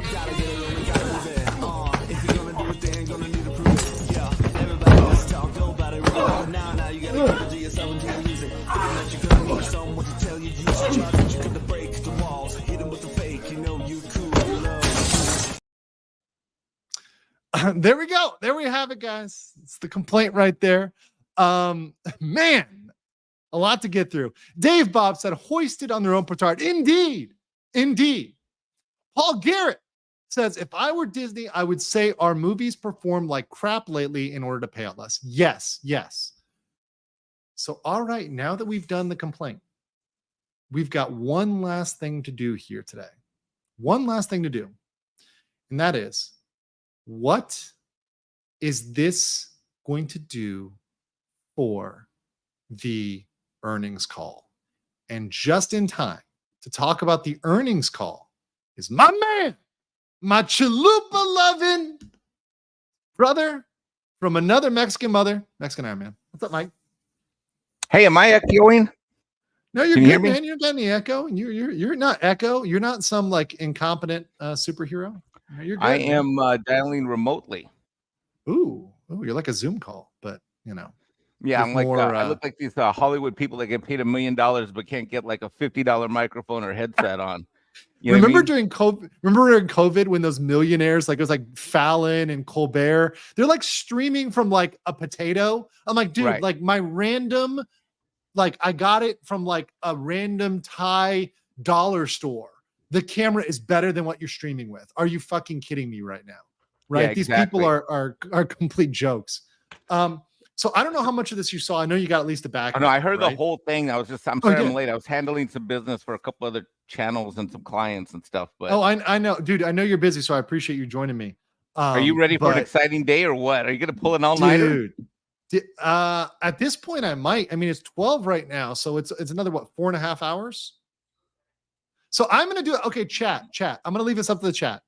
Chat. I'm leaving my fate, my sleep Because you is know everybody in, wants you today, Andrew. Yesterday when this crap broke, I put it. I know Valiant dude, called, but I put it in dude, your Twitter like the second it popped. they are Like, thirstier. They are thirstier. I feel like the hottest girl on before dude, prom. you are Okay. the hot dude. Yesterday, okay, so yesterday when I put, I know Valiant called you and I put it in your Twitter DM. But dude, I got so many requests for you. Like, hey, can you get a hold of Andrew to get on this show? That show? I'm like, I'm driving around San Diego. I'm like, get off me, bro. He's asleep. Get off me. Let my bro sleep. Let him sleep. Like literally. And the funny thing was, I just did a night stream. And so like I missed this news dropping by probably like 30 minutes to an hour. Oh, yeah. You did. Yeah, it was like 45 minutes. It was like you had just finished. And that's what I dropped it in your Twitter DM. And I was like, I woke up and I literally have 30 DMs, right? And that's in my, because those are the ones that I get, not the ones that got sorted out, because random people that get sorted out if I don't have you added or followed. Like, and then everyone's blowing me up. I got a call from Valiant, who I call back and I'm like, motherfucker, why are you calling me at 7, you asshole? Like, what's going on? And it's funny because he didn't even actually tell me it was the Carano lawsuit. He was just like, oh man, I had 2,300 people in my chat. I'm like, good for you. Are you like bragging right now? Like, who the fuck cares? And and then I realized after I hung up with him, I'm like, oh, it's the Carano lawsuit. I'm like, what? And I'm like, I'm changing my topic. I had no idea. This is huge. This is massive. So massive that it destroyed him. DCV Titan says, of the two of you, who is the trans representation? Oh, I'll get that back here. Sorry, Mike. This super chat probably got you. Of the two of you, who is the trans representation? What? Well, it ain't the Mexican guy. I'll tell you that much. Are you kidding? You're trans American, okay? How about that? Yeah. I transferred. Like I was on the East Coast, and I'm on the West Coast. Yeah. There you go. Andrew is the town bike. Everyone gets a turn. No, literally. I mean, I'll be on Flashcast. Minside Edge wants me to come on. And actually, it's funny because Tom was asking me to come on. And I'm like, dude, I'm going to be streaming. He's like, dude, your stream is at 8:30 and ours is at noon. I'm like, yeah, but I'm reading the entire complaint. Not just like. Yeah. So midnight starts at 15 minutes. It takes hours to go through this. And also, I want to talk about, before I leave, my prediction for the earnings call. So here's my thoughts, Mike. And let me know what you think. But first of all, I think that they're not going to bring it up on their own. There's no way that Bob Iger, of his own volition, brings up this lawsuit. That would be the dumbest thing ever. However, I guarantee you that their chief counsel has briefed him with a statement on it.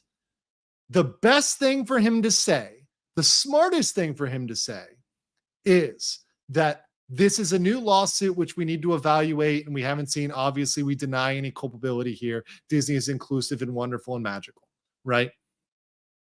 I mean, just flat deny it, but just say, oh, our lawyers need to review it. We haven't seen it yet because it's just filed, right? And they can get away with that. That's probably the smartest thing to do. And not bring it up. If it comes up, it should come up. If this is done properly, if it comes up, it should come up on a Q&A from somebody. But I'm going to tell you this.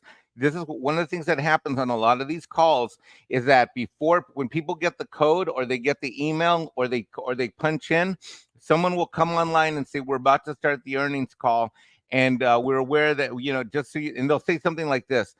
We are not going to comment on the specifics of any lawsuit or any blah, blah, blah, blah, blah, blah, blah, blah. And that's a hint of a message to say, hey, please don't bring this up. That's how it's done. I've heard it many, many times, like when a major lawsuit drops or something like that.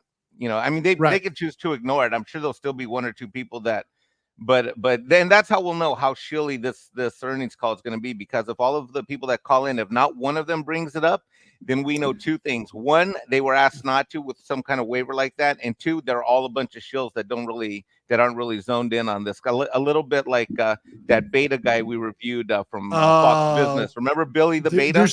Dude, and Mike, the other day, if you caught when I was reviewing these guys that were the financial analysts that were supporting Disney on the Disney Votes website, these guys are just as bad. I mean, it's really like when you watch these guys, when you tune into them and you see who they are and what they're doing, what's supporting, they're really bad. And then today, when I'm pulling up these folks and their Twitter pages, right, you pull up these folks that are making these nasty comments, that are saying things. I mean, they're all these weirdos. I mean, one of these guys we pulled up in the beginning of this, he's like spooning with Grogu, and like he's got pronouns in his bio, it's like, It's I like, saw that, you and I saw guys, your live stream the other night, and that explains a lot of times I get questions on a lot of streams. Are like, well, Mike, you're a Disney stockholder, you got a block of shares. How is it that people are believing this stuff? I'm like, when you see these financial analysts on Wall Street, and you hear what comes out of Billy the Beta or the guy that you featured on your live stream last night, or whoever just now. The thing is they are so ignorant and clueless and dialed out that they have no idea what's really going on like you do, Andrew. And frankly, a lot of the people that they're talking to, their lawyer buddies, they don't know this stuff like you do from a legal standpoint. So when these financial guys call their attorneys, they're calling attorneys that know about weird stuff like that has nothing to do with what you know. And you understand what's really going on. Number one, geographically, because you were at ground zero in Orlando. Number two, you understand from the tax side of things. And number three, you were in-house and out-of-house outsourced corporate counsel. So you really actually understand how this stuff works. These investor Wall Street guys are getting bad advice because they're legal free. It's kind of like going to the heart. It's like you're a pro NFL player and your knee blows out and you go to the heart doctor about an ACL. No, really, it is. No, it really is. And that's what Disney keeps doing too. They're like going to people that don't know what they're talking about to help them out. I even talked about it in the case of the Reedy Creek case. I'm like, I said it the other day with the dismissal of the federal case. I said, look, if they'd gone to serious Florida lawyers who knew this, like, look, I can't do it because I have a clear conflict with Disney. I can never, I've said this, I can never represent them. I have a clear conflict with them. But if there's other people I know that are talented, they could have made a very good case based in Florida law that could have allowed them to get development rights or credits or whatever else. That would have been a very good law argument under Florida law. They decided to go with this PR presidential angle, which was meritless, but it was a good talking point, right? Which just, to me, it shows that they constantly choose things that don't have substance. And further than that, they choose projection, because we see with Gina Carano, they are the ones that retaliate. They are the ones that fire based on belief. They accuse it of DeSantis, of other people, of other corporations, but they're the ones doing it clearly. I mean, it's obvious. They said they were doing it. And to me, a world in which we're going to get depositions of the senior management of Lucasfilm and Disney, it's going to be insane when this gets to discovery. And by the way, I don't think that Elon and Gina have any incentive to settle this before discovery. No, because I don't think they have any incentive. Right. If this is about cash, then what would happen is that their counsel would have, correct me if I'm wrong, but this is how I've seen it go down. They threaten a lawsuit. Yes. And in order to get them to the table to get the cash to avoid the lawsuit. In this case, they just dumped the lawsuit. And the fact that when you read it, it's like, what was it, like 75 grand or something? I mean, get out of here with that stuff. They've already burned through, by the time this thing got filed, they've already burned through easily, Andrew, 150 to 300,000 in legal fees just to draft the document that we're reading. There's no way that document costs less than 150 to 300,000 in initial interviews, the drafts, and then getting the final version through the partner to where it's actually already filed. There's 150, 300K burned right now just in the document in this complaint. No. Am I on point there? You are 100% on point. My billable rate and this is a business rate, not even a litigation rate, but like my billable rate as an associate was $300 to $400 an hour. When I was an associate, our partners were from 700 to 1,000. Right. Yeah, they've definitely burnt through 300. Right, because if I were to hire you to do this, if I were Gina Carano and I hired you, I can tell you from reading this thing, I would expect to go out of pocket 150 to 300 G's minimum. And we're not even at litigation yet. All we are is just by the time we file, and then it goes from that. And you're going to ask me for another retainer of probably 200 to 400 just to the month number 2, right? Right. Yeah. And when we get to discovery, it's gonna get disgusting. I mean, we're talking about like, how ironic is it that their free speech lawsuit gets thrown out, and isn't the basis of this in large extent free speech? It is so ironic. I love it. I love it, Mike. Disney showing their hypocrisy has become so perfect. And to me, the fact that these lawsuits are coming is what I expected the entire time. I think a lot of people really genuinely thought I was being hyperbolic, I'm being crazy, I'm being deranged. And I'm like, no, I see these problems from a corporate standpoint and from a real estate standpoint, from a Florida law standpoint, from a federal law standpoint. All their business practices are wrong. They're in the wrong place. They're doing the wrong thing in the boardroom, and they're going to end up in the courtroom. And we're seeing the courtroom come out now, and we're not done. We're not done here, because what the biggest thing we need to remember is this inclusion standard hit everybody. I know you probably caught it in the beginning there, but I'm going to put it up one more time for those that may have missed it. this inclusion standard, this Disney general entertainment content inclusion standard, this is straight up illegal. This is straight up illegal, right? Setting racial quotas, requiring that a casting director, you can see right here, requiring a casting director is from an underrepresented group. That's straight up illegal. Well, wait a minute. That means I could get a job as a sensitivity coordinator. What? Exactly. So there's going to be other people coming out of the woodwork at Disney that were like, I was targeted by this too. I know one. I know somebody, right? You know, I'm not going to say any names yet. I'm not going to preempt anybody filing. I'm not going to out anybody, but I know people that have been hit by this. I have people reaching out to me in my DMs. And by the way, guys, if you want to talk to me anonymously, that's always fine. You can always do that. I'll keep you anonymous, right? But I have already had people anonymously reach out to me. And look, they're regular guys and regular people. Of course, they're not filing lawsuits against Disney left and right. But if Elon's out there saying, hey, come on over, I'll support you, I'll help you, we'll start a class action. Now we're talking. I also like the explanation you gave about the legal stuff about you didn't have a contract and not fired, because that's very important. People don't understand that in the legal business world, like it's kind of like this. Andrew, I'll give you $10 if you call me Mexican Airman. Now call me Mexican Airman. Right.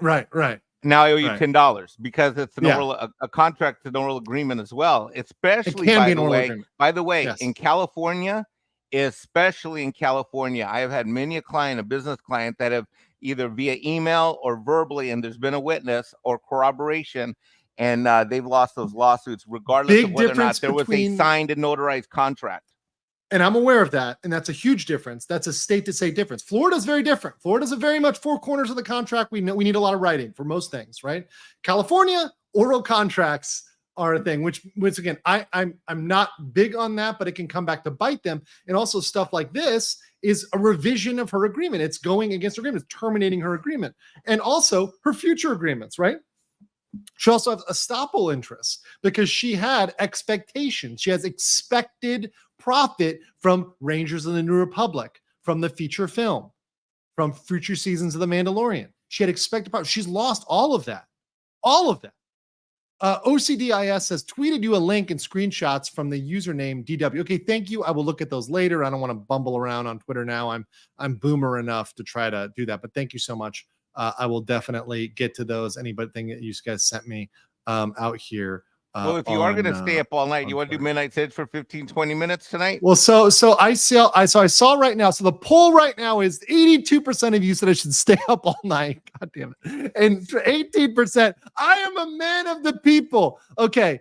If another 50 of you smash the like button right now, we're at 1,663 on YouTube with 1,582 watching. If 50 of you smash the like button right now, I'm going to do it.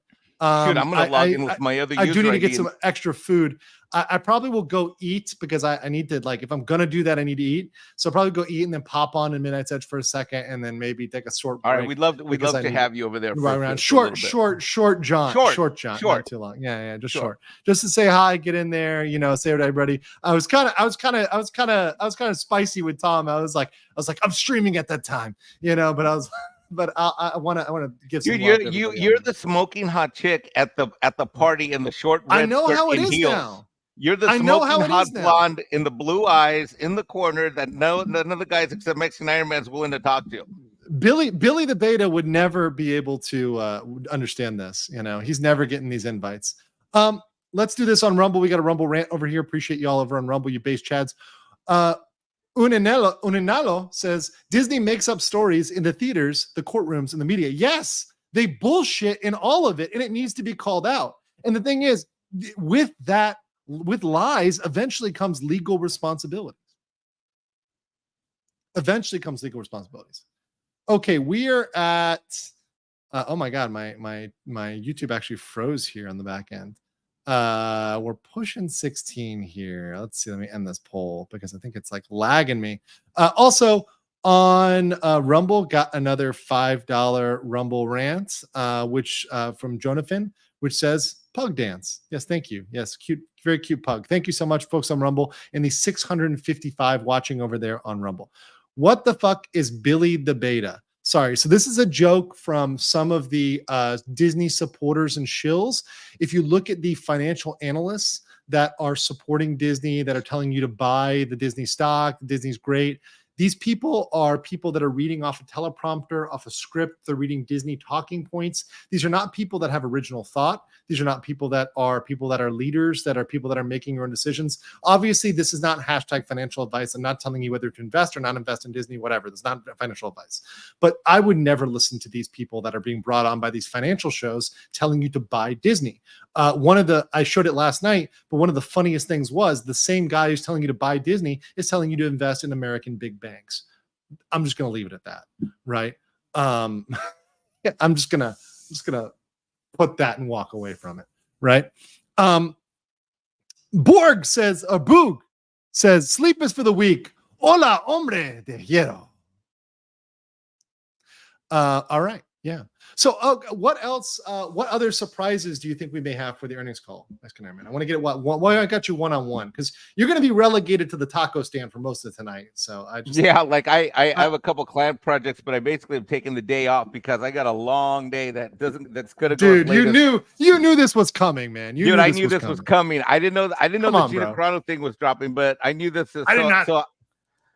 So I'm going to be hoarded out in and out of streams all day long. So I'll be with you, except for me, it's like 8 a.m. California time. No, I think that here's the thing about the earnings call. First of all, I went through the financial statements last night, and the balance sheet looks no better than it has the last 3 or 4 quarters. It looks the exact same thing. There still isn't debt. Can I ask you something? Are they able to? So this is why I was debating this with a friend, or rather, we were talking about it. Is there a way for them to write off the Galactic Star Cruiser on the balance sheet in a way that might look like they're generating cash flow, or try to change that somehow? That is what's happened. That is what happened. Okay. So there's two pieces to that. I'll just cover them real briefly in a minute or less. But basically what happens is when you have an asset, let's just say it's a $400 million asset or $500 million asset, you can write it down to say you could take it down to $300-400 million off and take that as an impairment charge. And so what that impairment charge does is it lets you accelerate that depreciation forward. And then what happens then is that it makes your not your operating profit look better, but it makes your net income look somewhat better. So that lets you look like that allows you to fudge the earnings per share. So you're able to say that because earnings per share is done on a net basis, what happens then is that, so they're not really because if you look at the financials, they actually brought in more cash, but they didn't make as much net profit. If you look at the actual P&L, which we'll do later today on the Valiant stream with Jonas, he and I went over it yesterday. And so what they do then is by taking that accelerated charge, they then it's almost like they're like, well, we're not going to take that deduction later. We'll take it now. And since we're reversing it, we're going to make our earnings per share look different. Now with the asset itself, so that's one issue. Has to do with how you're playing with that profit and loss, and you can make the net income look better or worse against the operating profit, which then saves you some tax money or not. Because the whole reason you're trying to do this is you're trying to reduce your net income so that you can eliminate your taxable income, so that you then have more cash flow, so that you then can make your earnings per share look better. That's exactly mechanically how it works. Now, in terms of the asset itself, so long as they have some value. So what I would have done with this is I would have said, look, we spent, say, $500 million on this asset, and I don't know exactly what they spent. I'd have to look it up. But let's just say you have $500 million asset. You write it down to, say, $100 million level. We don't take it all down, and then what we do is we remodel that sucker. Okay, we remodel it, and now I've still got $100 million left that I can still write off. But now I've got new things that I'm going to do with it. Like, let's say I'm going to repurpose it from the Disney Galactic Star Cruiser to the Bob Iger shower OnlyFans, whatever. Okay. The casting couch. The casting couch, and then what you then do is now you redeploy the whole asset and move forward. And even with that, you can, depending if it's specialty trade or not, you then can, like if we build a new bar, we can write that off in faster time. Anyway, so you can play with this stuff a little bit. Okay. And that's what they're doing. They're doing two things. One, they're playing with the write down in order to reduce their taxes, free up some cash that otherwise would go to Uncle Sam, so they can boost their earnings per share, so that morons like me that still own the stock can get 33 freaking cents, Andrew. Hey man, that's 33 cents, man. You get like a taco for that, man. Like one taco, like one, maybe dude, one. Dude, it's not even a roll of paper towels in Mexico. That's the sad part. You know what you can get you know what you're gonna get though, which I was saying last night. I want to get from you that that sweet call-in number for the voting for in April. You know, I'm right? not in South Carolina. I don't know if they mailed me I'm not on the electronic list. I got an email that said I was going to get a proxy ballot, but I'm not on the e-voting list. So I hope this is discriminatory. Hopefully it was mailed to me in South Carolina because I got a stack of mail there. I've been out here for 2 weeks. I'm gonna be out here another 2 weeks, but you know, I got to get in on that. I'm gonna look into that. But if I can get on that call-in number, dude, we're on. Dude, listen, out of my loyalty to you, if I get in that call-in number, I will do it on this channel. Oh, we got it. We got it right here. Mexican Iron Man committing to get on my channel. If he can get on. If he can get on. I will do it here. Hombre, we're gonna do it here on the channel. If we can get in, if he gets it. There we go. Appreciate it. By the way, Billy the Beta was originally coined by you and me on your live stream when we saw that 23-year-old kid who was on Fox Business that said Disney is going to do good by the end of 2023 because they had The Little Mermaid and The Marvels coming out. Remember that guy? He said that. His quote was, The Marvels and Little Mermaid are going to save Disney. Let's okay. Right. Yeah. Woosa. Like, seriously? Come on. Big Daddy MRI. Thank you for becoming a new member. Thank you so much for that. Appreciate all the members today. There have been almost, let me check this out, like 170 new members today. Thank you. And becoming a member of BLM, the highest level of membership, and then going out and donating 5 Legal Mindset memberships. Thank you so much. And those that received a membership today, say thank you. Tom Sawyer, Magic, Jerome, Anthony, say thank you to Big Daddy MRI. Brent Wolf says odds that Elon has D shares and that if he does, that he'll call in the earnings call. How epic would that be? Okay, actually, here's my theory, Mike, and I think this is much better. I think Elon, if anything, should just invest in Trian because then he doesn't have to deal with any material disclosures. He doesn't have to file with the SEC. He doesn't have to deal with any other issues like any accusations of a hostile trade takeover. He should just, if he wants to support, he should just go with Peltz and buy some Trian. And Trian can buy more shares if they want. Yeah, but right? I hear you. But if he's so, he coined this phrase woke mind virus, right? Mm-hmm. What better way to fix the woke mind virus than the company that's perpetuated most of that over the last half a decade? Yeah, and also here's my other thing too, is that and this is the long-term play, if he wants to really come for him, and this does come for him, and the lawsuits start piling up against Disney, take them down, reduce their value as much as possible, and then acquire them, right? You're going to want to get them at 50. You're going to want to get them at 40. You're going to want to get them at 30, right? Especially as they sell off their assets. As Disney sheds assets, it's going to become cheaper and cheaper and cheaper to acquire Disney. And they're shedding some of their India components. That's a huge piece of value, right? That's got to factor into value because that's billions of dollars that are flushed down the drain.